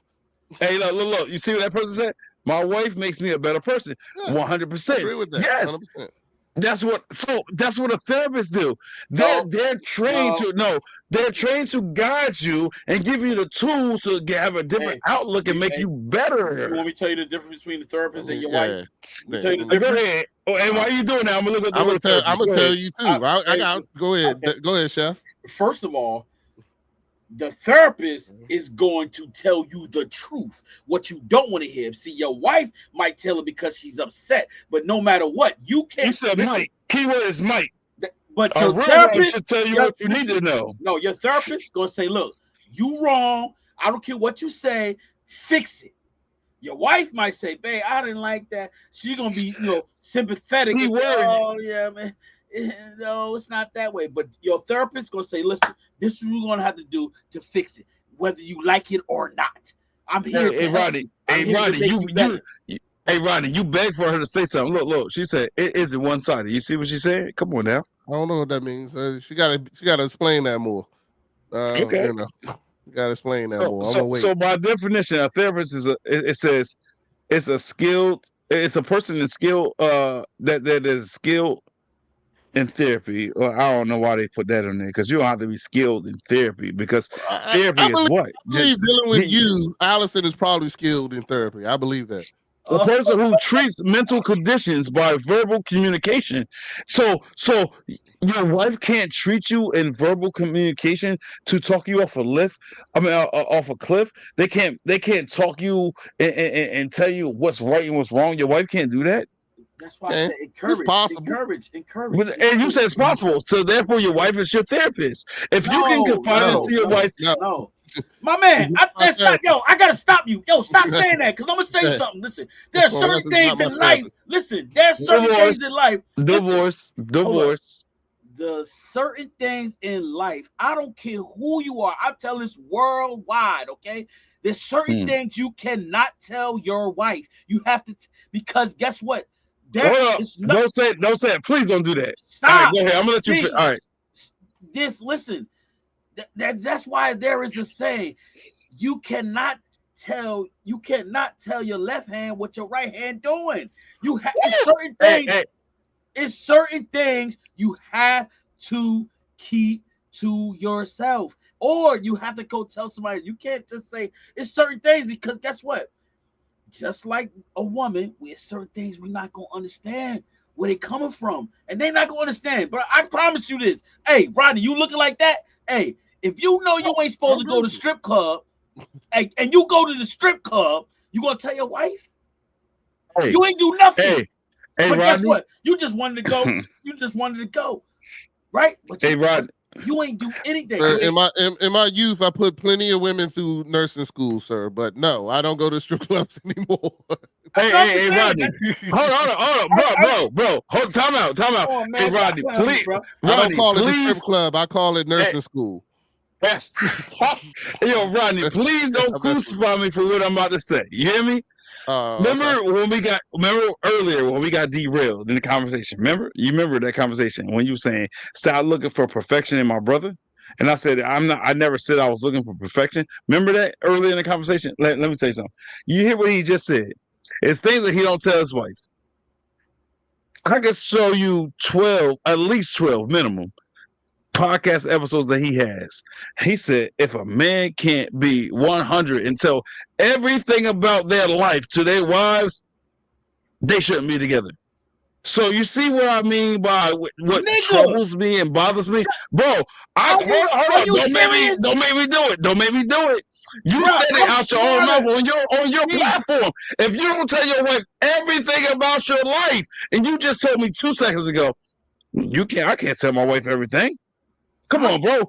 Pick which side of the road you're going to be on. Pick which side of the road you're going to be on, bro. Words about my life. I can tell my wife everything about my life. I don't got to tell her what I did yesterday. Okay, there you go. No. And I said I can show you, I can give you at least 12 episodes where he said, if a man can't do that, they don't need to be together, right? In the relationship. And he just said, I don't tell my wife everything because there's certain things in my life I can't tell my wife. That's a contradiction. And that's why I can't wrap my head around. And that's why I told you earlier, I can't wrap my head around certain things. He volunteered that just now. Just now he volunteered. Desmond. You ain't listening. You're an educated black man, right? I know you are. I'm telling you. I'm not asking, I'm making a statement. You are an educated black man. You're an educated man. Yes. Right. In theory, you can tell your wife everything. You absolutely can. And you should. You know what I'm saying? But the thing is, in honesty, she ain't gonna tell you everything. You ain't, and there's and I believe that. I believe that. Gonna tell each other. You know what I'm saying? Right. So I believe that. That don't mean that the intention ain't there. That just means I believe that. But don't say I tell my. Don't want to have a conversation. I get it, but don't at one moment you can't say I tell my wife everything, and if I can't tell my wife everything, I can't be with her, or she shouldn't be with me. You can't say that 1 minute and then say I don't tell her everything because she don't tell me everything. Hey, you can't do it. That's a contradiction, and that's where I'm coming from. Do you lie? Yes. Okay, nigga, what you talking about? If you lie, then guess what? And I say I don't lie, don't mean that I don't lie. Stop playing with me. Get the butt out of here. Not the Christian man. Not the Christian man. I'm working on that. I'm starting to call them ninja. Stop calling them niggas. Start calling them ninja. Get ninja butt out of here. What ninja? No, now you sound white because white people can't say the word, so they gotta say ninja because they gonna get slapped the fuck up like that. Like, let's be real. Hilarious, son. We do a show together every week. I watch it. I'll be tuned in like I'm. We supposed to have. I don't know what happened, bro. But anyways, y'all crazy. All right, so look, So let's rewind a little bit. Well, I asked both of y'all the question. So I'm gonna tell you about me in therapy, right? That's why I said we all All right. three been in therapy. Yeah. So I first got into therapy, or I was first introduced into therapy when I was in my junior year of high school, because I had a lot of behavioral and psychological problems or issues in my life, traumas, right? Traumas, a lot of traumas. Um, And this is the thing. I know I needed help. I know I needed somebody to talk to, but because I had so much anger built up inside, and I bottled a lot of things up, I knew it deep down inside, but I neglected it. I refused it. I rebuked it. I said, "No, I don't need that shit." So one day, me and my father had problems, and we had to go through family court, whatever. Because at one point he had sent me away, and it was called the North Wing or some shit like that. It was a hospital. He was trying to say I was crazy, yada yada yada. The truth is what it is, and he knows it. He not mad that I'm speaking about this. And the first time it was for a week, and I was like, I hate my father. Came back a month later.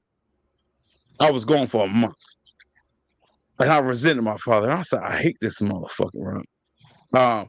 So I dealt with a lot of traumas in my life, and one day I went to therapy, and I couldn't take it no more, right? And I sat there, and they go through the same routine. How are you feeling today? And I ignored them, because I used to go to therapy, and I used to be like this, sitting on the couch, like, and the whole hour go by, and I ain't say shit. But the one day I broke down, he said, "How you doing?" And I broke down and I cried. What are you smart? What are you laughing at? I broke down and cried, and he I came over do. and gave me a I hug. do. And any other man touch me, I'll be ready to fight. And the chef know I wasn't with that mushy gushy. How you feeling? I used to always want to fight, right? If you ask me how I'm doing, I used to want to fight. He gave me a hug and I accepted it. I embraced it. And at the moment, I didn't give it no thought, but I embraced him like he was my father, right? And when I got older, then I realized why I did it, because the emotional traumas and stuff from my father, I was looking for somebody to be father like.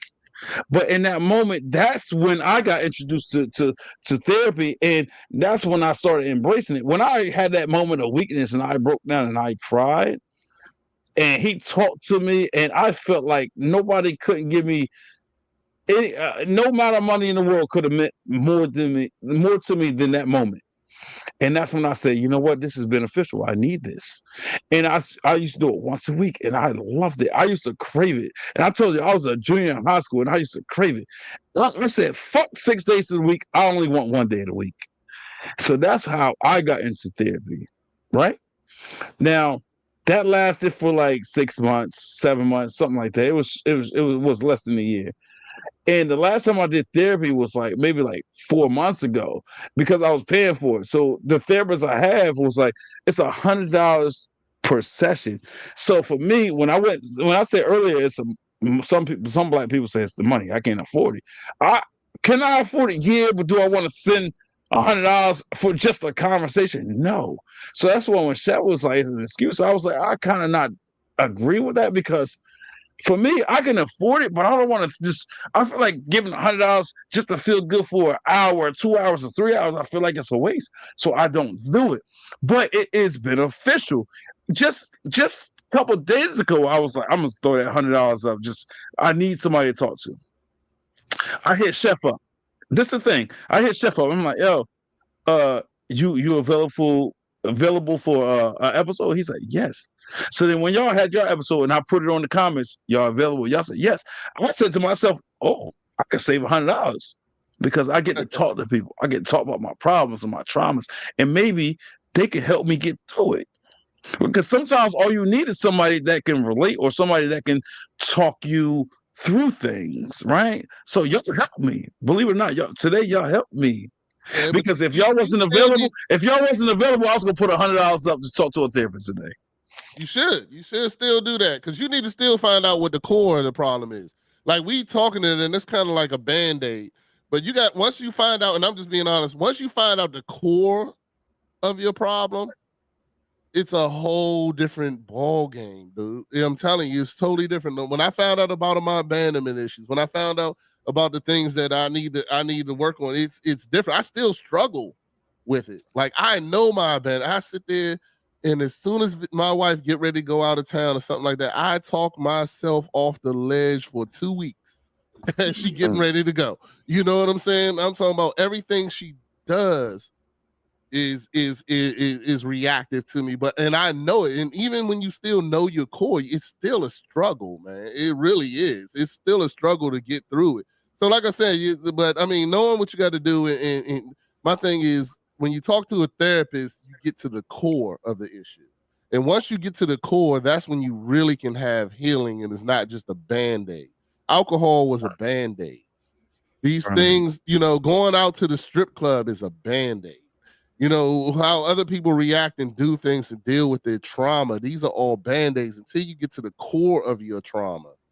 Until you get there, you'll continuously still keep on making the same mistakes and using the band-aid.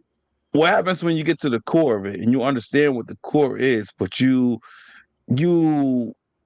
don't want to believe that's what it is, right? Because I think you said get to the core of it. I think that's a lot what I have to deal with. And Chef, I'm not gonna because we should have did this before we went live. I should have asked about certain boundaries and limitations. I should have asked that before we went on. So I'm gonna keep it like limited, right? But this is the thing. When for instance, for me, for me, a lot of things that I struggle with is this.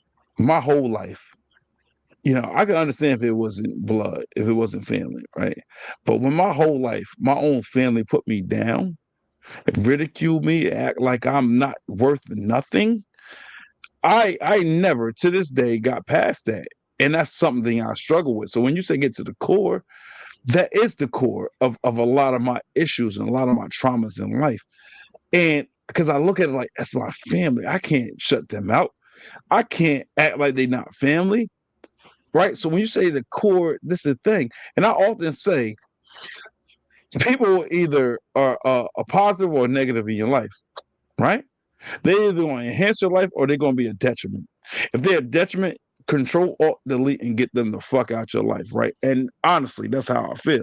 I am at peace with not talking to people that don't want to talk to me because I am not one for trying to fit in where I don't fit in at. But when it comes to family, I struggle with that. I look at it like, damn, but family is supposed to be this. Family is supposed to be that. You understand what I'm saying? So when you say get to the core of it, I've gotten to the core of it, but it's like deep down inside, I can't accept it. Right? Do you know how hard it is to be blackballed by your own family? You can have all the accolades and awards in life's history, and your family still say you ain't shit. Do you understand the emotional trauma that you have to deal with? Do you understand how that feels? That's a real question, bro, because that is something I struggle with every day. And I tell myself, I'm good with not talking to them. But knowing that they're family and they treat me like that, nah, I never get past that.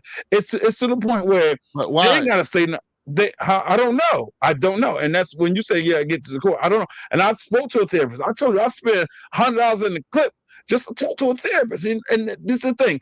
Every time I spend that money on a therapist, now I went to 2 different therapists. They both say the same thing. If it's to that point, if they make you feel that way, do not communicate whatsoever. But that's hard for me to do. I wouldn't say that. I would go back to why. My question to you is why. So here's and it's the same thing. It's the same thing I asked you earlier about Chef Dennis. Is why do you feel you have to respond? Why do you give them that power?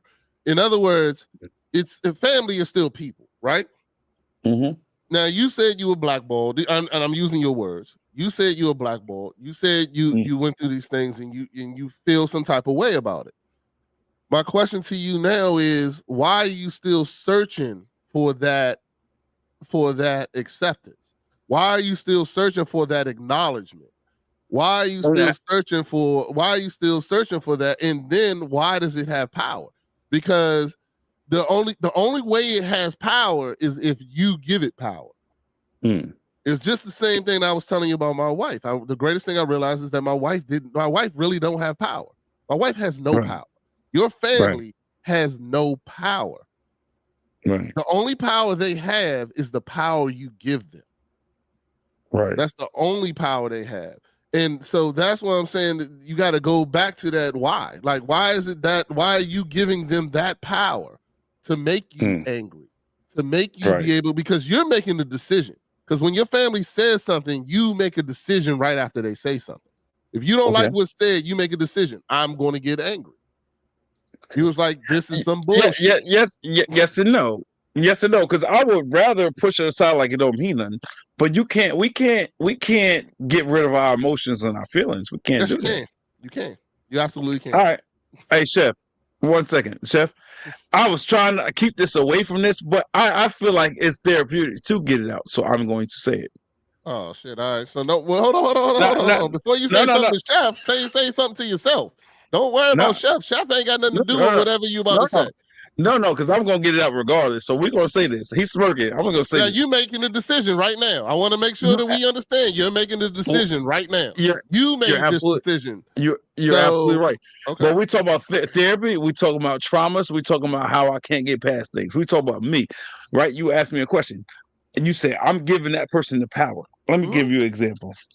Our mother, love her to death. I want nothing but the best for her. But my mom, our mom, she has given up on herself years ago, right? And we don't see eye to eye. We argue all the time. And from the outside looking in, you be like, damn, that's how you talk to your mom, or you disrespectful. I have a different outlook because I feel like the mental abuse that I had to endure trumps all that shit that people be talking about. Let me tell you something, right? And Chef, don't get all hype, because this is therapy right here. When we talk about something that I can't get past is this. It's 5 of us, right? Our mother has 5 boys, 5 kids. When I do the most for her and y'all do the least, right? And if we had to put it on a scale of 1 to 100, when y'all do collectively, y'all 4 only amount to 3%, and I do 97%, and she treat me like dog shit, I can't get past that. You know what I'm saying? When she put you on a pedestal and she tell me I ain't shit, and that's supposed to be my mother, I can't get past it. This is trauma. This is abuse. This is the feeling of feeling neglected or not wanted or not valued. These are the things that fucks me up mentally. I tell all of y'all all the time, people, places, and things shape us and mold us to who we are. Just earlier, mommy came by. She goes, the only thing you did in life, and I mean only, literally, her exact words, is having these kids. Everything in your life is a failure. You ain't shit. And I'm saying, whoa, you in my house right now, and that's what you say to me? So any other time I told her off, I felt bad. Today, when I told her off and I put her in her place, I did not feel bad today. Because I said to myself, you know what? It's time for me to take me back. It's time for me to tell her the truth about her ways. I told her, broken people break things. Hurt people hurt people. Right? And it could be cliche, but it's the truth. And I put her in her place. You know what? Any other times, I would feel bad. She walked out the room teary-eyed. And I did not care at that moment. Because you come to my house, you asking for something. You get your hand out all the time. But when I give, you treat me like dog shit. But you and the other 3, when y'all don't do shit for her, she put you on a pedestal and say, they the only good sons I ever had. You know what I'm saying, Rodney? Now you're getting a glimpse of my life and my understanding. So hear some crazy? How am I supposed to deal with that? When you say I give her the power, I don't give her the power. I feel just like my therapist when I was telling the story about chopping up the damn thing. You say it like you're proud of it. You know what I'm saying? You say it like you're proud of it. That you told her off and you had your mom crying out the joint. You know what I'm saying? No, I didn't say like I'm proud. What I said was today's the first day I told her off that I did not feel bad. Because, why? Why? Why? You Why? made a Because decision to tell you made a hold on, let's slow it down. You made a yeah, conscious decision to tell your mom off. You yes. made that decision. Mhm. You made that conscious decision. Just like you made that conscious decision, you can make a conscious decision not to. Just as You're right. simple as you did that, you can make the same conscious decision. That here's the thing. Here's the thing. Hold on. Please let me finish. I will. Whatever it is, you didn't did that, and you still didn't change anything. You still didn't change anything. You gave your mother power. You gave them power that she didn't deserve. Even for her to say that to you shows that she does not deserve the power to make you respond the way you did. Right. The only thing you did was empower her. You didn't hurt her. You empowered her. Right. You understand what I'm saying? You did not hurt your mother at all. You still think she cried out of there, blah, blah, blah. You empowered her. You gave her power to make you, not to make you. You gave her the power for you to respond the way that you responded. You know what I'm saying? Take that power away. The day you take that power away from everyone, not just your mother, everyone, the day you take that power away from them is going to be the day that you actually start healing. Right. You know what? I love that you. I love. Before you go, Chef, I promise I'm gonna let you go. You know what? Today I'm gonna say this. I love that you said that, and I receive everything that you said. Right. But it's two things I'm gonna say. One thing, and I'm trying not to get emotional. I'm being honest, man. I told you, I don't know if it's an age thing or it's just a me problem. I don't know. But like I tend to get very emotional lately. I don't know why. But I'm trying my best. If I do get emotional live, I'm gonna be pissed. I'm be honest. Why not? Get emotional, man. It's all right. Fuck that. So everything you said is right, but this is the thing. I love my mom more than anything, and I want her to be successful. I want her to be at her best. But when it's this the thing. You can lead a horse to water, but you can't make him drink, right? Like, even Chef said it. So this is the thing. Me and Chef argue. It's been times me and him ain't talked for months. Matter of fact, fuck it. I don't care if he care or not. Or I'm gonna be honest. Me and him, we it's been like 6 or 7 months. We ain't talk at all. He ain't want nothing to do with me. I wanted everything to do with him. But I accepted the fact that he said I don't want nothing to do with you. You know when the first time me and him we connected again when he started his fucking podcast. And I start commenting. Ever since then, he was the best brother in the world, right? Because I don't know if it's because he said, "Oh, he supported me." I don't know what it was, but we ain't told it was 6 or 7 months, and I reached out to him many times. He didn't respond, and now I heard from my other brother saying that, "Oh, he don't fuck with you because y'all don't agree," or he said you ain't shit. So, okay, cool. All right, that's how you feel. I won't bother him. I commented on his very first podcast, and then we started talking, right?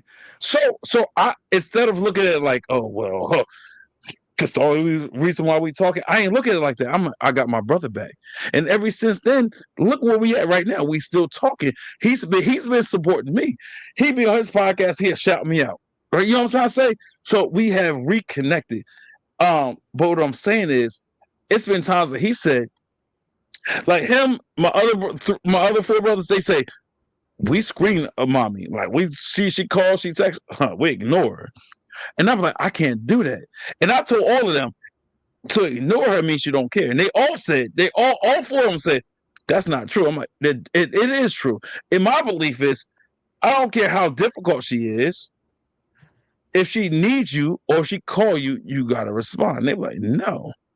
Our younger brother say, if she's not gonna bring value to my life, if she's gonna bring negativity, if she's gonna be a cancer, no, I'll pick and choose. And I was like, you don't care. And they all told me, you looking at things differently. You got to change your perspective. And I'm like, nah, that's mommy at the end of the day. But at the end of the day, they say, you trying to tell us we have to do X, Y, and Z, but you don't even get along with her.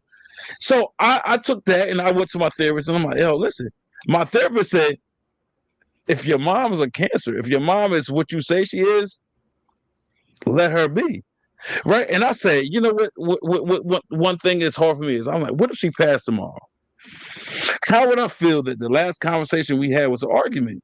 I can't do it. My therapist, at one point, I had two therapists. They said, if it's that bad, if she passed, you got to be at peace with that. And I said, I can't do it.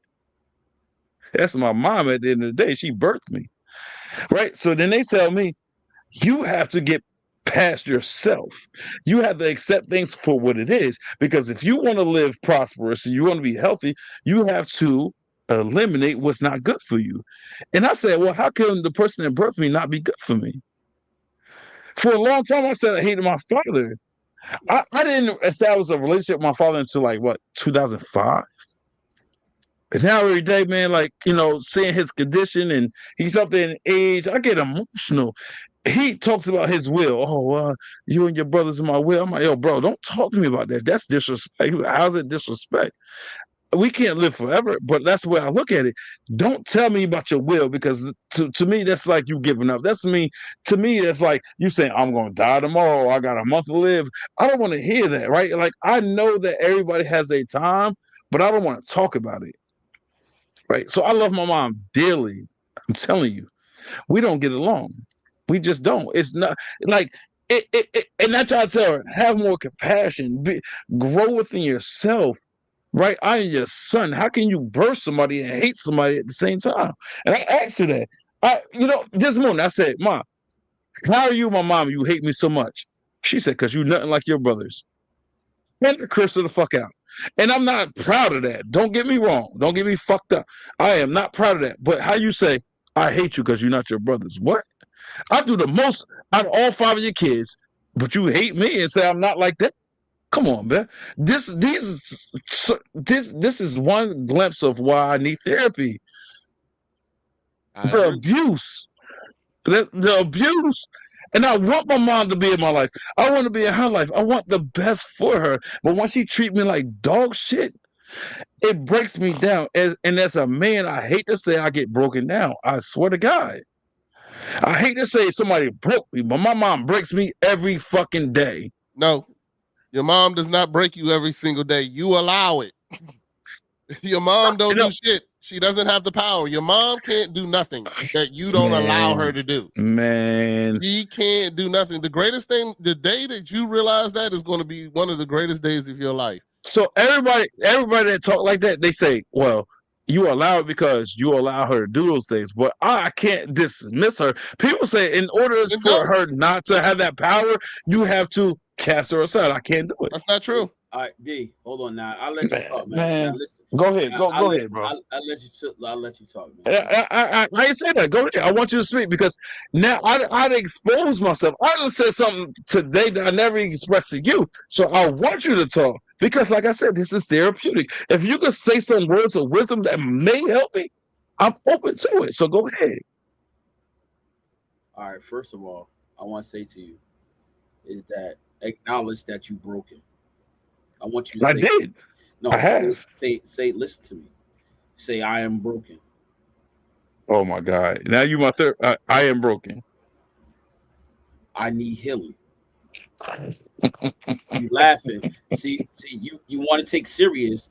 No, I am serious, bro. Right. I already admitted this. So when you telling me to say it like it's not like I'm paying you, so all right, I'm broken, I need healing, bro. Now, D. I need help. No, I'm being for real. I'm being sincere. I'm broken. I need healing. I need help. I just said it. I said everything. So now listen.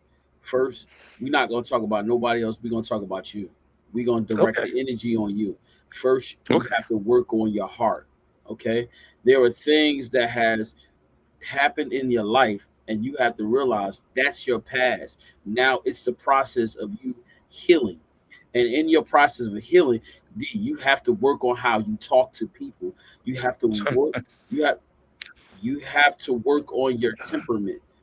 Okay, your response sometimes is not. It's not the response that you're supposed to give, and that's where you're going. D, listen, hold on. Now you got because look. You're not listening. You're not listening. I am listening. Okay, ahead. If this is therapy, you talk about everybody else. Okay, go ahead. So listen, this is you. Okay, it's about you right now because you went on this rant and it's all about you right now. And we're the ones that's listening to you. And I know that I'm not wrong. Listen, you got to understand one thing. You have to work on yourself. Okay? You are hurting on the inside. Everything that you look at, everything that you think is messed up is wrong. It starts with you. You have to build up a new foundation on every level. Your emotions, how you feel, how you look at life. It's not about a competition, because guess what? You cannot focus if you're worrying about somebody else. It's all about your focus on your heart, building up your heart to be strength, because there are going to be things that people are going to say in your life that may make you feel bad, but this is your season for you to grow. This is your season for you to get stronger, because I tell you this all the time, because guess what? You got little kids that look up to you. Okay, your world could come down if you don't build up your heart now, build up your strength, because guess what? Things are going to happen in the future that will make you crumble, will break you. So it's the season for you to build up your heart, to build the strength up, because guess what? You have to be that person that you're supposed to be. You have to be the man that you're supposed to be. It's not about negativity no more, it's about uplifting. So guess what? You have to take yourself, you sometimes you got to go in the wilderness by yourself to do it, so you can reflect on yourself. Those old things that you went through, guess what? You have to let it go, but you have to know that, guess what? You went through those so you could be stronger, so you could be the better person, so you could be the man that everybody could see you be the man. You don't worry about what somebody think about you. You have to grow so you can be the best version of yourself. And you got to accept that you broke. You say it already. If you say it, you got to say that I'm broken, I need fixing, I need healing. You started with the religion thing. Seek that, and it will start to break. It will start to mend your heart. It will start to get you to the place you need to be. You know what I'm saying? It Okay, will hold gather on. you together, because Let me. you're not gathering yourself, bro. You're not gathering No, yourself, because you that's not still true. D. That's not true. Let me say this real quick. Let me say this because since you talk about healing and talk about religion, right? Let me say this right quick. Uh, I always said I would never walk that walk. I would never be religious. I would never X, Y, and Z, whatever. Um, but for the last, I'm gonna say month. For the last month, I've considered just giving my all to religion. I have. You right? Are you listening? Because I Yeah, see you looking away. yeah, I'm listening. Now, I don't touch that controller again. We're not playing Madden. We're having a therapeutic conversation. If you touch that controller again, I'm gonna drive up there. I'm gonna pop you upside your head. Yo, Um, no, in all honesty, let me tell you something. Allison knows. For the last month, in all honesty, I say, you know what? I've been doing things my way for 38 years, and it may or may not have worked. So I said, I am willing to give religion a try. And in all honesty, as I say that out loud, I'm not going to lie. I am scared. For some reason, I am fearful of it. And I asked Jarvis, I said, why do you think that is? Like, it's a part of me that's because I know who I am, and I'm not trying to be perfect. I'm not trying to say because a lot of times people will say they're religious. They try to make it seem like they're perfect. I'm not trying to be perfect. I just want better. I want to better my life. So I am willing to give the religion aspect a chance. You know what I'm saying? But there is a part of me that's fearful of it because of what society say a religious person is supposed to be. And I know that's not me. Right. So don't say like, oh, you try to better yourself because I am. Every day I wake up, I want to better myself and my situation. Right. So don't tell me because I feel like that's a slap in the face that I'm not trying to better myself. Because I am. And this is the thing. Rodney don't know me like that. Right. But like he's starting to understand, or hopefully he understanding a little bit about my mindset, right? Well, like you of all people, I made a full circle, right? A big turnaround from where I used to be to where I am now. So for you to negate that, for you to act like that's null and void, it's hurtful. You know how many look, if I'm in a I different like I place. said, they used to call you the beast and you used to call me a monster. But I was more, I feel like that's apropos in itself because a monster's more powerful than a beast to me because I used to not give a fuck about anything or anybody. And now I'm a family man, right? Like fucking before I have kids, would have told you I would never be a family man. You know what I'm saying? I used to fight all the time. You know, I used to fight damn near every day. It used to be from fighting anybody to a point in my life. I said, you know what? Nah, I only want to fight bullies. I used to seek out the biggest and baddest person, or the people that thought they was the baddest. And those are the people I used to want to fight. You know this. But For me G, to not to be in the same space right now, and you not to acknowledge that, it's hurtful. that's why look, you gotta realize. I said to you earlier, it that's the difference between me and you. I can see you clearly. I see you. That's You what I'm just saying. said, "Are you not?" You said, "If you're not trying to change," I'm like, "How can you say that?" And you know where I used to be and where I am now. So that's why I said I it's said hurtful. changing You your heart is man, where it and that starts. is chasing my heart.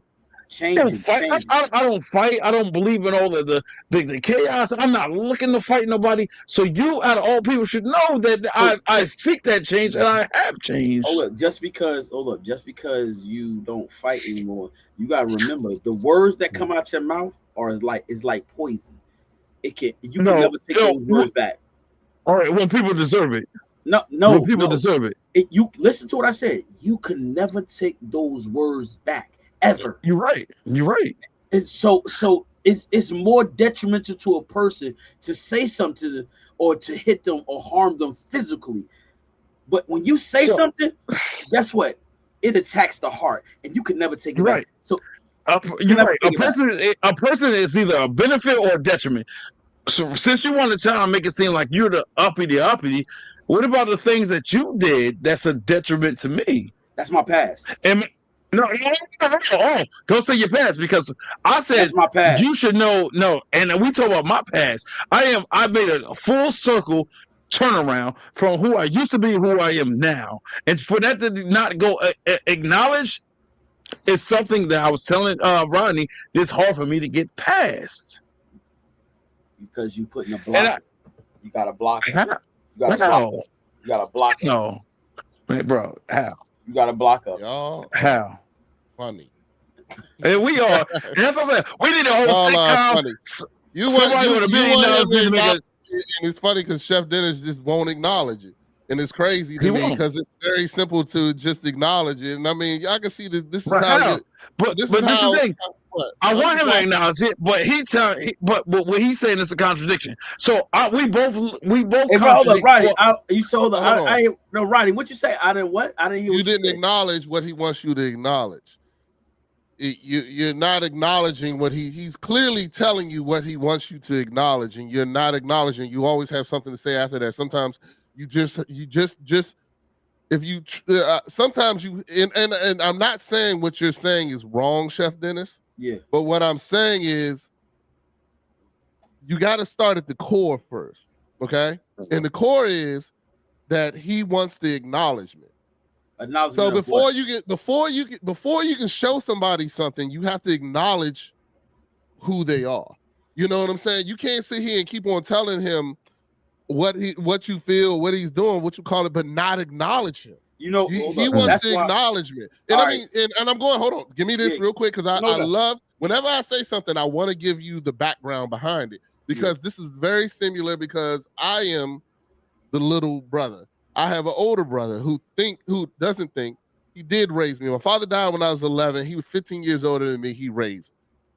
But there was a certain point in our relationship where I had to tell him, look, dog, like, you're not my dad. You know what I'm saying? Like, you're not him. And I told him that. Now as an adult, I call him my dad. And he's my brother. But during when I was younger, I was like, nah, you know, and you're not my dad. Stop trying to be my dad. Don't do this, do blah, blah, blah. And he couldn't get past that. And then one day I had to tell, I was like, look, man, I don't need a father today. I need a brother. I need a family man. I need this. And sometimes, to me, what I'm hearing from Desmond is that he needs the acknowledgement. He needs the acknowledgement that he's making steps. To him, it feels like I'm out here working hard. This is only my interpretation, Desmond. If I'm wrong, say it. I'm out here working hard as much as he has the knowledge of for him to be a better person. And y'all won't even give him that. You know what I'm saying? You won't even give him that. That's exactly what I'm saying. It's still picking everything you can. It's still talking about everything else other, but start with the core. Give him the acknowledgement. Talk to him about the great things that he's doing. Talk to him about how much he's changed. Talk to him about all these things, and then move further. And then, like I said, I'm just taking a snapshot of all this shit. So, and I hate to say this, I damn sure didn't sign up for all this. Oh, but I appreciate it. I love it, but I'm watching it. But I mean, you got to give he's asking for the acknowledgement, and from what he's talked about all this day, today it feels like he hasn't got that acknowledgement from his family at all, from his father, from his mother, from his brothers, from anyone, and he just wants the acknowledgement. And sometimes you got to take that step back and just be there for him where he's at. Don't be there for him where you want him to be. Be there for him where he's at right now, today. And like I said, just like I say, I see that you're trying to get him further, but you got to first meet him where he's at, right? And then you can work on going further. All right, well, you know what I'm saying? You got to miss the 2 seconds. I'm going to tell you that snapshot irrelevant now. No, it's not. 2 seconds, Chef. Go ahead. 2 seconds, Chef. 2 seconds, Chef. Go ahead. He hit the nail on the coffin, right? That's exactly what I'm looking for. As much as I tell myself, fuck everybody that don't accept me for who I am, I still seek that. Right. And that's when we talk about mental illness. That is a mental illness. When you can't cope, you can't find the coping mechanisms, no matter what kind of treatment you have, and you can't get past that becomes mental illness. Right. You can't get past that. Right. And for family to treat you like just a regular person in the streets, that's a mental illness. Oh, I am keeping it real. Stop it. I'm talking. Stop it. I am keeping it real. Stop it. Because when you talk to me because you want me to be Chef. You want me to be Chef Terrell Dennis Porterfield. No. I am me. I am Roy Desmond Black. I am not Dennis Terrell Porterfield. Hold on. Let me talk. Stop cutting me off. You close-minded motherfucker. Yo, don't get me started. Let me listen. Oh, stop! Stop throwing shots, Desmond. Stop throwing shots in the middle of your comments, man. He won't let me talk. He won't let me talk. He won't let me talk. For real, it lowers you. It lowers your statement because now all he hears is your shot. Because you made a shot in the middle of what you're trying to say, and now all he hears is your shot. It's the same. So that's a shot. So you made a shot. Like you don't gotta do that. Say how you feel for real. If I can't even say 2 words and he's saying da da da da da da, is that not taking a shot? It's the same thing. So if you're gonna say it about me, you gotta say it about him. Simple. I don't have to because it didn't happen, and so therefore I'm just helping you. I said he didn't acknowledge you. I said he didn't acknowledge you. That's what I said. We're not. All right, and then you told him, let me speak, and he won't let me speak. What is that?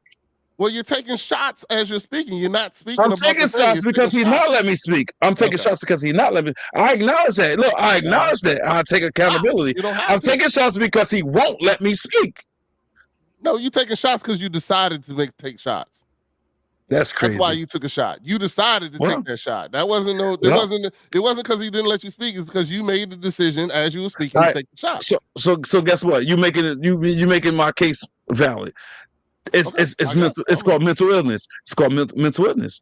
Define the word mental illness. That's what it is. Because I can't get past it. I dealt with this trauma my whole life. So what is that? Huh? I can't. You can't get past it. You can't. How? No, every day I wake up and say, I'm not going to let nobody affect me. But when people, places, and things make you who you are.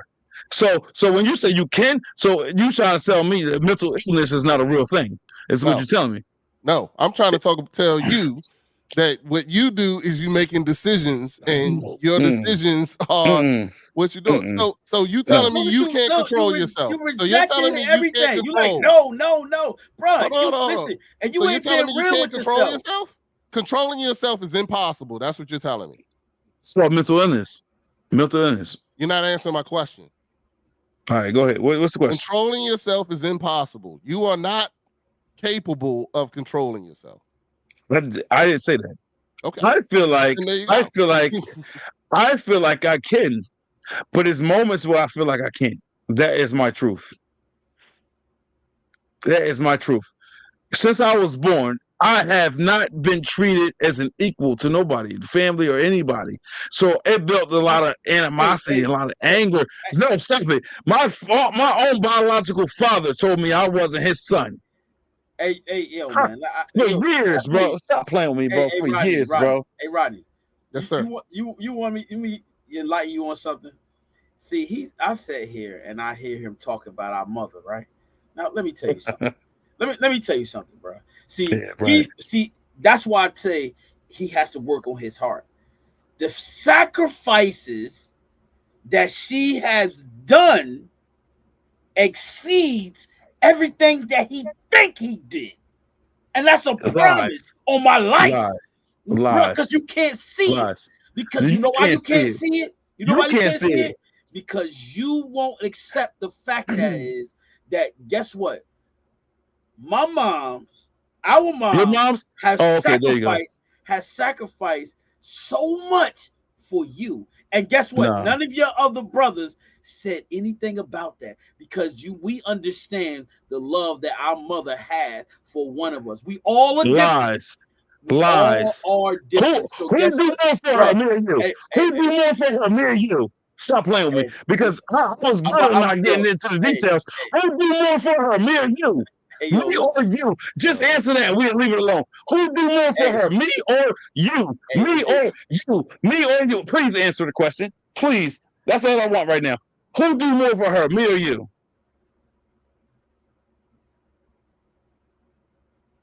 I can't hear nothing. Crickets. Who do more for her, me or you? Let's be real, bro. Hey, look, man. Look, we ain't getting nowhere because you ain't seeing the big picture. No, it just answered that question. That is the big picture. That woman steps on me every day, but holds you and the other three on a pedestal like y'all, Jesus Christ. How do you think that makes me feel when we talk about mental illness, bro? When we talk about needing therapy, why do you think I need therapy, bro? Why you yelling? Why you yelling? Because you're a deceiver, bro. You're a deceiver right now. All right, I'm gonna tell you. You're a deceiver. No, bro. I'm gonna tell you like this. I'm gonna tell you like this. I try to leave this alone. Go ahead. I'm gonna tell you like this. Listen, I concede. I concede. If you want growth, you can't point the finger at nobody. Point the finger at yourself. You're a deceiver. You're a deceiver. All I hear is you pointing the finger at others, but point the finger at yourself. Because when you point one finger, you got three pointing at yourself. So forget about everybody else. Let's take a look at and see. I'm not gonna do what you do because there's things I can say that will open up everybody's eyes. But that's not do that too. I can do that too. So listen, bro. You gotta get me hot right now. Because I try to leave this. I try to leave this alone, but you was poking. You try to poke the bear. That's why you smirk. You try to poke the bear. So I can take this wherever you want to take it. I don't give a fuck right now, bro. Because I asked you a simple question. Who do more for her? Me or you? Right now, you can't answer it. You can't answer it. No, because he know how to poke the bear, bro. He know how to poke the bear. You making the decision right now. All right, you're right. Making the decision right now. You're right. See, and that's what I mean. Sometimes it takes somebody to bring you down. Because bro, he know what he's doing right now. He know what he's doing. How come I ask a simple question, he can't answer it? He trying to deviate by talking about other shit, talking about what he can talk about. It's a lot of shit I can talk about as well, but I said we're not going to do that. I asked a simple question: who do more? He can't answer it. He knows the truth. Why can't you do the bare minimum? Somebody do the most, and then you get treated like shit. It doesn't make sense, bro. It doesn't make sense. We talk about mental illness. We talk about therapy. This is why people need therapy to get through the traumas. Seriously. Well, Seriously. that's a problem, bro. That's the problem. See, you don't want to hear the truth. You all right. The truth about what? Hmm? It's not Truth about about what? nobody. It's not about nobody else. It's about you. Oh my God. That's the easy way out. You see that? That's called deviation. It's called deviation. Hey, Rodney. Hey, hey, hey, I'll hey, put you hey, like hey, this. Hey, hold up. Rodney, hold up, Rodney. Listen. So watch this now. Now I have the ability to do this for you, right? And I'll show you so you can understand it better.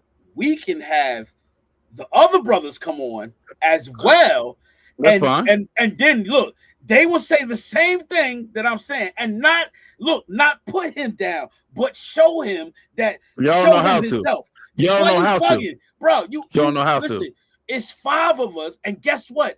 Why is it that the four of us say the same thing? It's because Ah, you don't want to yeah, see yourself, yeah. and No, we no, and no. we Now we brothers. get somewhere. Now You we don't get want to see somewhere. yourself. You No, don't I want to see see myself. yourself. I You see myself. refuse to see that. I see You myself. Y'all don't refuse. see You me. refuse. Hey, listen. Hold on. Since he want to go down a rabbit hole right quick, we can get off live right now. We can end this session and we can stay on. We can talk No, man, I because gotta I go to will. work in the morning, man. I Oh, gotta all go to work right. in the morning. See, escape. Yeah. The easy way out because you said Work in the you. morning. Hold up, I gotta Jarvis. be at Jarvis three texted o'clock me. in the morning. Jarvis texted me already. He said we can have this conversation, but he don't want to be public, right? Oh, Because so see what you see what he just did. It says you know it's why four you of don't them. want? Hold on, Rodney. You see what he said? How is it four of them feel the same way and they see the same thing and they think the same way, right? So basically, what he's saying, they're cancer. And I don't need nothing to do with them, right? That's what he's saying. So I we don't wasn't know how supposed to you be got going that, down. but okay. How? Bro, hold How? up. If it's four, wait a How? minute, wait a minute. If it's He said four, four of Well, us. first He's of saying all, that. four hold on, against hold on, hold one, on, hold what are on, you hold on, talking man. about? Stop looking for acceptability from I'm anyone. not. I'm not. I'm Except for not. yourself. You How? know what I'm I saying? said You what? gotta work on. I just said as he said that. I can show you my phone. He said that, one of my brothers said, "Oh, I don't know what he talking about. He tripping." I'll be more than willing to talk, but just not live. All And right. he said, I don't know why he's saying it, but he said it's the reason why all four of us see things and say things the same way. You got one saying, I don't know why he's saying that. That's why I said we can get off live and we can talk about it. So if he's saying four of us, that's a contradiction right there. Well, one of them saying that's a lie, and we can talk about it, just not All right. publicly. Well, fellas, I got to get ready to go, but I want Yeah, to me say this too. to you, I'm Desmond. getting ready to go too. Before I get ready to go, I do want to say this to you, man. I hope I appreciate you. I appreciate your Man. passion and how you feel. I think that you do need help, but I do think you need to get to the core of things, and your brothers are not the core. The core is yourself. And Mm. and and and Interesting. and you know, because it don't matter. There's nothing positive that's going to happen if you and your four brothers get together and y'all just argue this whole thing out. That's not going to solve anything. You're still going to feel the same way afterwards. The only way that you're going to get healing is to work on you. Because you can't change any of your four brothers, you can't change your mother, you can't change your father. The only person that you're capable of changing is yourself. And go out there and get yourself right to the point that no, you don't need that validation. You don't need that because if you're steady searching for someone else to give it to you, it's still not going to fulfill you in yourself. And you know what? You have a beautiful young lady that supports you. You have a beautiful family that I've heard of, and you know you're doing your thing, man. You know, just continue to love and continue to understand that, hey, don't give anybody this power. You don't need the validation. You don't need the validation from anyone. You don't, except for yourself, man. Except for yourself, and just go and get it, man. And help yourself get the what you call it. Like I said, man, I went to therapy and I had a lot of issues as far as these things. But the biggest thing that I learned in therapy was that it starts with me and getting to the core of everything And you're with right. I me. told you I occasionally go to therapy, and this is the thing. They say the same things you saying, right? But this is the thing. Um, like I said earlier, therapists say, like, hey, listen, if family treats you this way, or if you're dealing with this, or you feel like you're getting abused, or you can't get past this, just disassociate yourself with them, right? And I tell him I can't do it. Right. And they say, well, you stand in your own way. There you go. Well, the thing is, either you do that, or you get yourself to the point that it doesn't matter. You get yourself to the point, because if you don't want to disassociate yourself with your family, and you don't want to do that, then you got to get yourself healed. You know what I'm saying? You got to get yourself healed, and it may take some time being away for that, but you got to get yourself healed. And like your brothers did say, the true thing that he said is that you are broken. And we all are broken. Let's get this straight. I want to say this. We're all broken. There's no person on this earth that is not broken. So you're not alone. Let's start there. And then the second thing is that, you know, healing yourself is going to be the most powerful thing you can do. And just go, like I said, get you some, what you call it. You got a beautiful young lady that supports you, and people that what you call it. Looking your kids for the validation. Looking at people that are going to give you that unconditional love no matter what for validation. You know what I'm saying? Don't look at the people that you know ain't going to validate you. Stop worrying about it. And then the other thing is, get to the point that you don't need the validation. Well, one of the hardest things is, one of the last things I'm gonna say is this. When you said about kids, one of the hardest things for me to deal with is this. You know, I am torn every day. I am at war with myself every day, because my work hours, right? Like, you know, as I am a kitchen manager in a restaurant. We are required to work 50 hours a week, right? It's an hour and 10 minutes, so you might as well say like 2.5 hours just for commute on top of the 10 hours, right? Sometimes, but this is the thing. It's supposed to be 10 hours per. Just yesterday, I worked 13 hours, and I was pissed. And I don't get that time with my kids. So when you talk about like your thought process, and I can't spend the time when I want my kids, and it breaks me every day. My kids say, "Oh, you care about work more than me," or "I just want mommy. You never here." Well, I don't care about you, bro. That breaks me down. So on top of everything else, to hear that from my kids breaks me down, and I can't get past it. So then guess what? When I go to work, everything at work could be grand, but just thinking about what my kids said, my day is shot. Right? And this is something I'm trying to get past, but I cannot do it, because as a father, I am there for my kids. My oldest son, I am a full 100% full custody father. When everybody counted me out and said I would never, they just don't do that for men. I did that, and to me, I patted myself on the back. And guess what? My mom included said, "You ain't shit." So mental illness and how I feel as a person, no matter what I do successfully in life, when people knock me down, it is hard for me to get past. And that's all I was trying to say. When my brothers sit there and say, kids belong with their mothers. What? When the mothers ain't shit, don't do nothing for them, and I got full custody, instead of being proud of me, saying you did something that people say you couldn't do, you say, it's fucked up. You don't let the mom see him. What? No. It was once upon a time I allowed the mother to see him. She did nothing for him. Birthdays, no gifts. Christmas, no gifts. Try to teach him the wrong things. Let's be honest, right? My oldest son's mom is black, and she was up there saying, "Oh, don't trust white people. White people's the devil." I don't need to go into all that, brother. It's all good, man. All right, my bad. But that's what I'm trying to say. But when you, as a family, knock me down and say, "Yo, you ain't shit," and I did all these things that I should be, somebody should be praising me for, and say, "Yeah, you ain't slay shit." I'm supposed to be okay with that? Hell no, bro. Hell no. So then, like I said, I am not going to shy away from it. I am at war with myself all the time. All the time. Yeah. And I try my best to get past it, but it is difficult. Yeah. Hey, man, it takes time. It takes time, work, and effort. But you definitely, I'll definitely keep my prayers for you, brother, for real. And I mean, it is, you know, and I'm praying for you. You know what I'm saying? And that you, like, you take the time and get get healed, man. Get healed. You have a lot of anger and a lot of pain that's down It's that's there. And even that's this little bit crazy. of time with you, you know, Yeah. It's I can crazy you get said it. pain. When you said like like a lot of pain, I was like, yeah, I do. When you said anger, I'm like, damn, I feel like I'm past the anger. I feel like I got past that. But if you see that, then I guess I still got some work to do. That's all. But it's late. We've been on for a long time, man.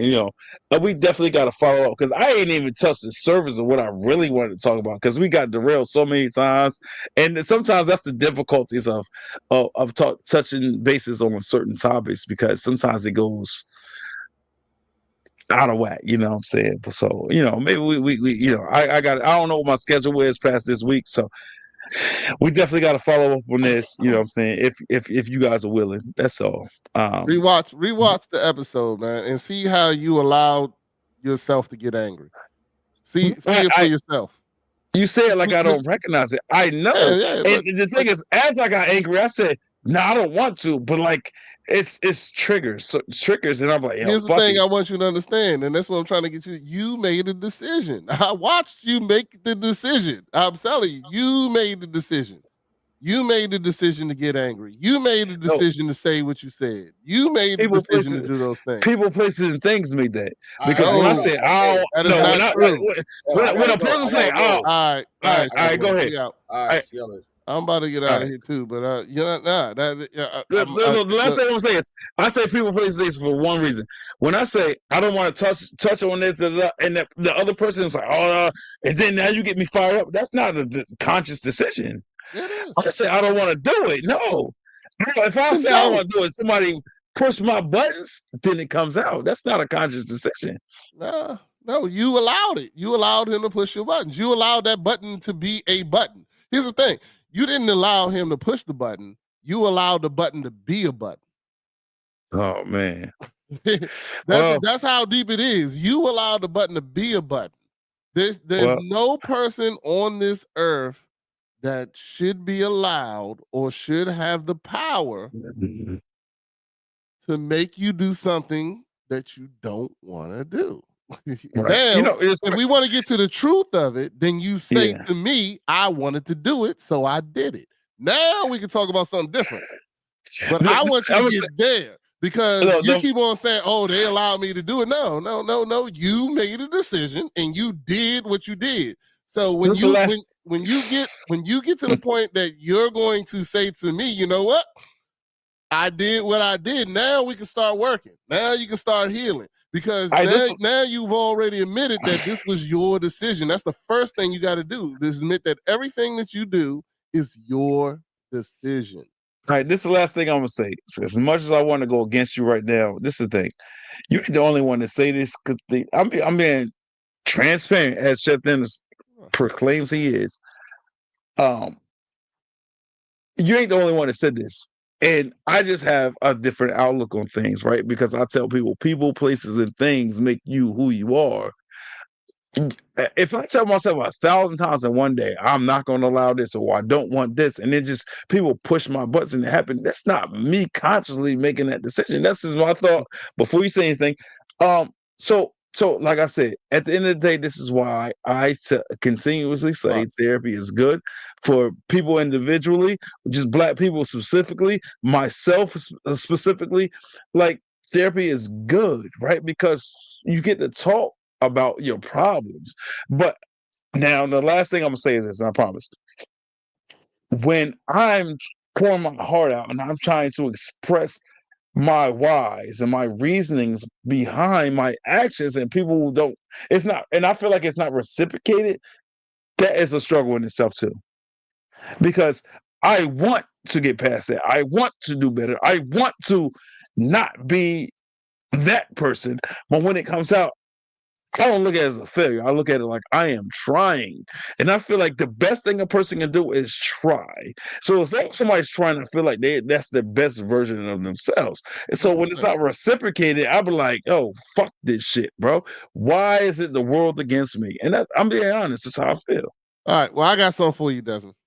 I want you to be successful one more time tomorrow than you was the day before. And be successful in the fact of not responding.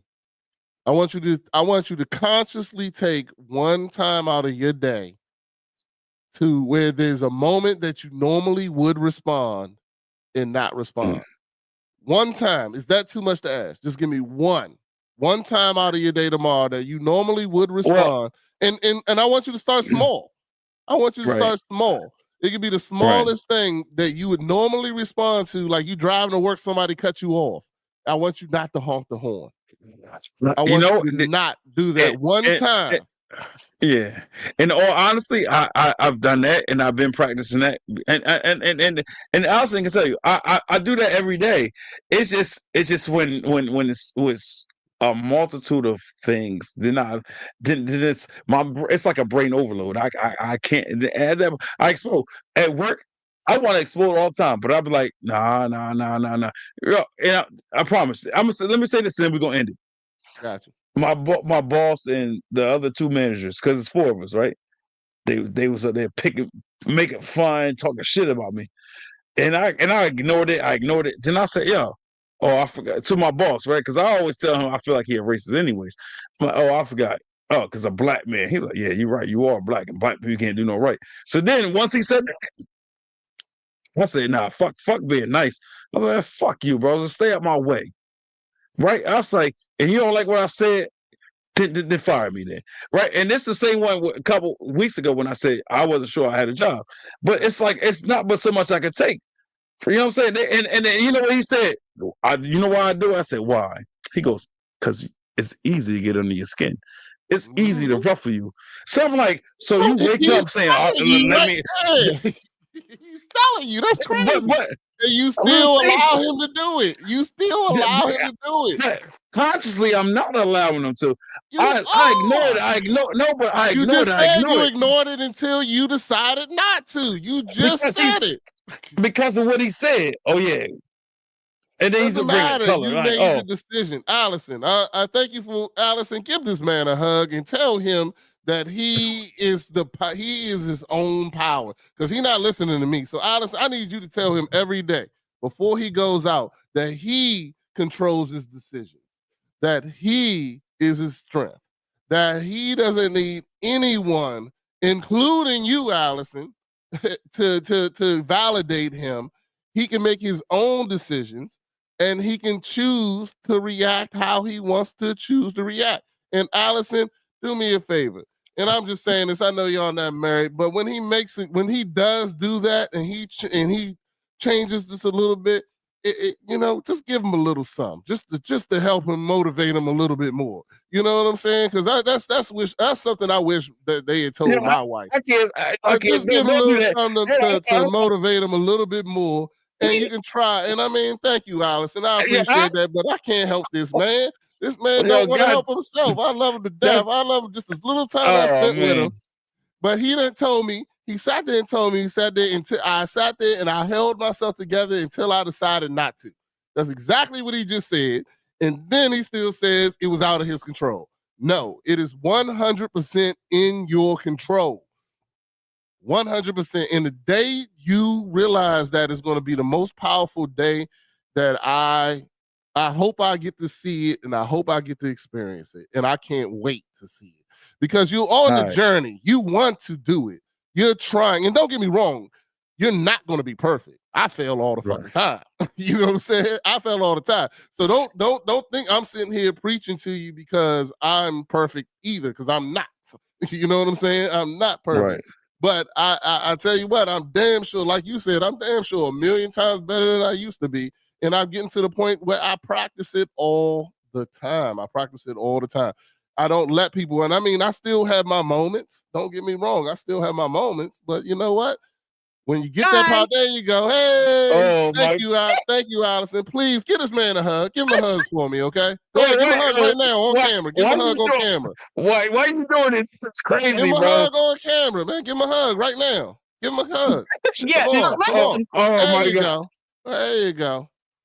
All that right, was a man. slap. That wasn't a Tell hug, him but he controls his decisions. I'm getting off this damn show. You had me on for all three right. good See, I know, bro. I'm trying not to curse, and you gonna make me curse all the way out of here. You can curse on my platform. But This I'm ain't making the something decision. Nah, but I'm making the decision not to curse. I So got there you. you go. But Hey, yo, anyway, Rodney, I appreciate you. Right? yeah, man. It is about time to end this though. End on happiness, brother. End on happiness. This was a great show, great time. I enjoyed myself, even though you and your brother, boy, I tell you, I don't know if I want to be on the show with both of y'all. I can take one of y'all at a time. I don't think I can take y'all together. You know what's crazy? Because I told our younger brother, I said next week I want you and him on it, and he was like, "Yeah, that'd be good." But now I feel like, but bro, I had You're not ready, a lot man. of shit I wanted to touch on. We didn't even get to like 1/3 of it. So I'm like, damn, what the fuck? We gotta have a part 2. But I told my brother, my younger brother, I'm like, yo, next week I'm gonna have you and Rodney on with a different topic. So I locked him in. Well, I ain't gonna say I locked it in because I ain't talked to you. But like, yeah, it's just crazy because I don't want to move on until I get past Ain't next week Christmas? I'm not gonna be on here during Christmas time. Oh, it is Christmas. Oh, a week after that. A week Yeah, after that. we can do after New Year's. I'll come through. Yeah, but Christmas, Yeah. My days get blurred. Well, yeah, after New Year's because I wasn't trying to do nothing for the week of Christmas. So I'm looking at the calendar now. That is next week. So yeah, the week after that. So I'm like, dang, I feel like before I move, like it's crazy. But anyways, you feeling time? We can see, man. I mean, you know, maybe I think me and you need to go on and you work out all this shit you got backed up in between you. Hey, you know what? I'll talk to my boy Jamil Garrett. I got a actual therapist that has been on my show many times. I'll talk to him and you give me a date. I'll talk to him and see if he can come on the show. And he's a black man, smart black man, and he about, you know, he cool. He got terrible music selections, but you know, he's a cool black dude, and I would tell him, you know, I'd love to get him on the show with you and just discuss it. Now he ain't gonna really give you therapy because he's actually a therapist, and you know he don't do that on the joint, but he'll guide you in the right direction. You know what I'm saying? And just talk about why like this whole therapy, why a lot of black men don't do it. He's a therapist for the military. So he deals with a bunch of either way, I appreciate it, bro. I appreciate it, bro, man. But until next time, man. Let's end the night, man, and we'll stay in touch, bro. All right, go make sure you getting snuggle in the bed next to Allison, man. Get your mind right, dog. All right, man. I'm about to go upstairs and see where my wife at, but I think she might be still mad at me. I don't know. I'll find out in a minute. All right, all right, brother. I'll see you later, bro. Bye.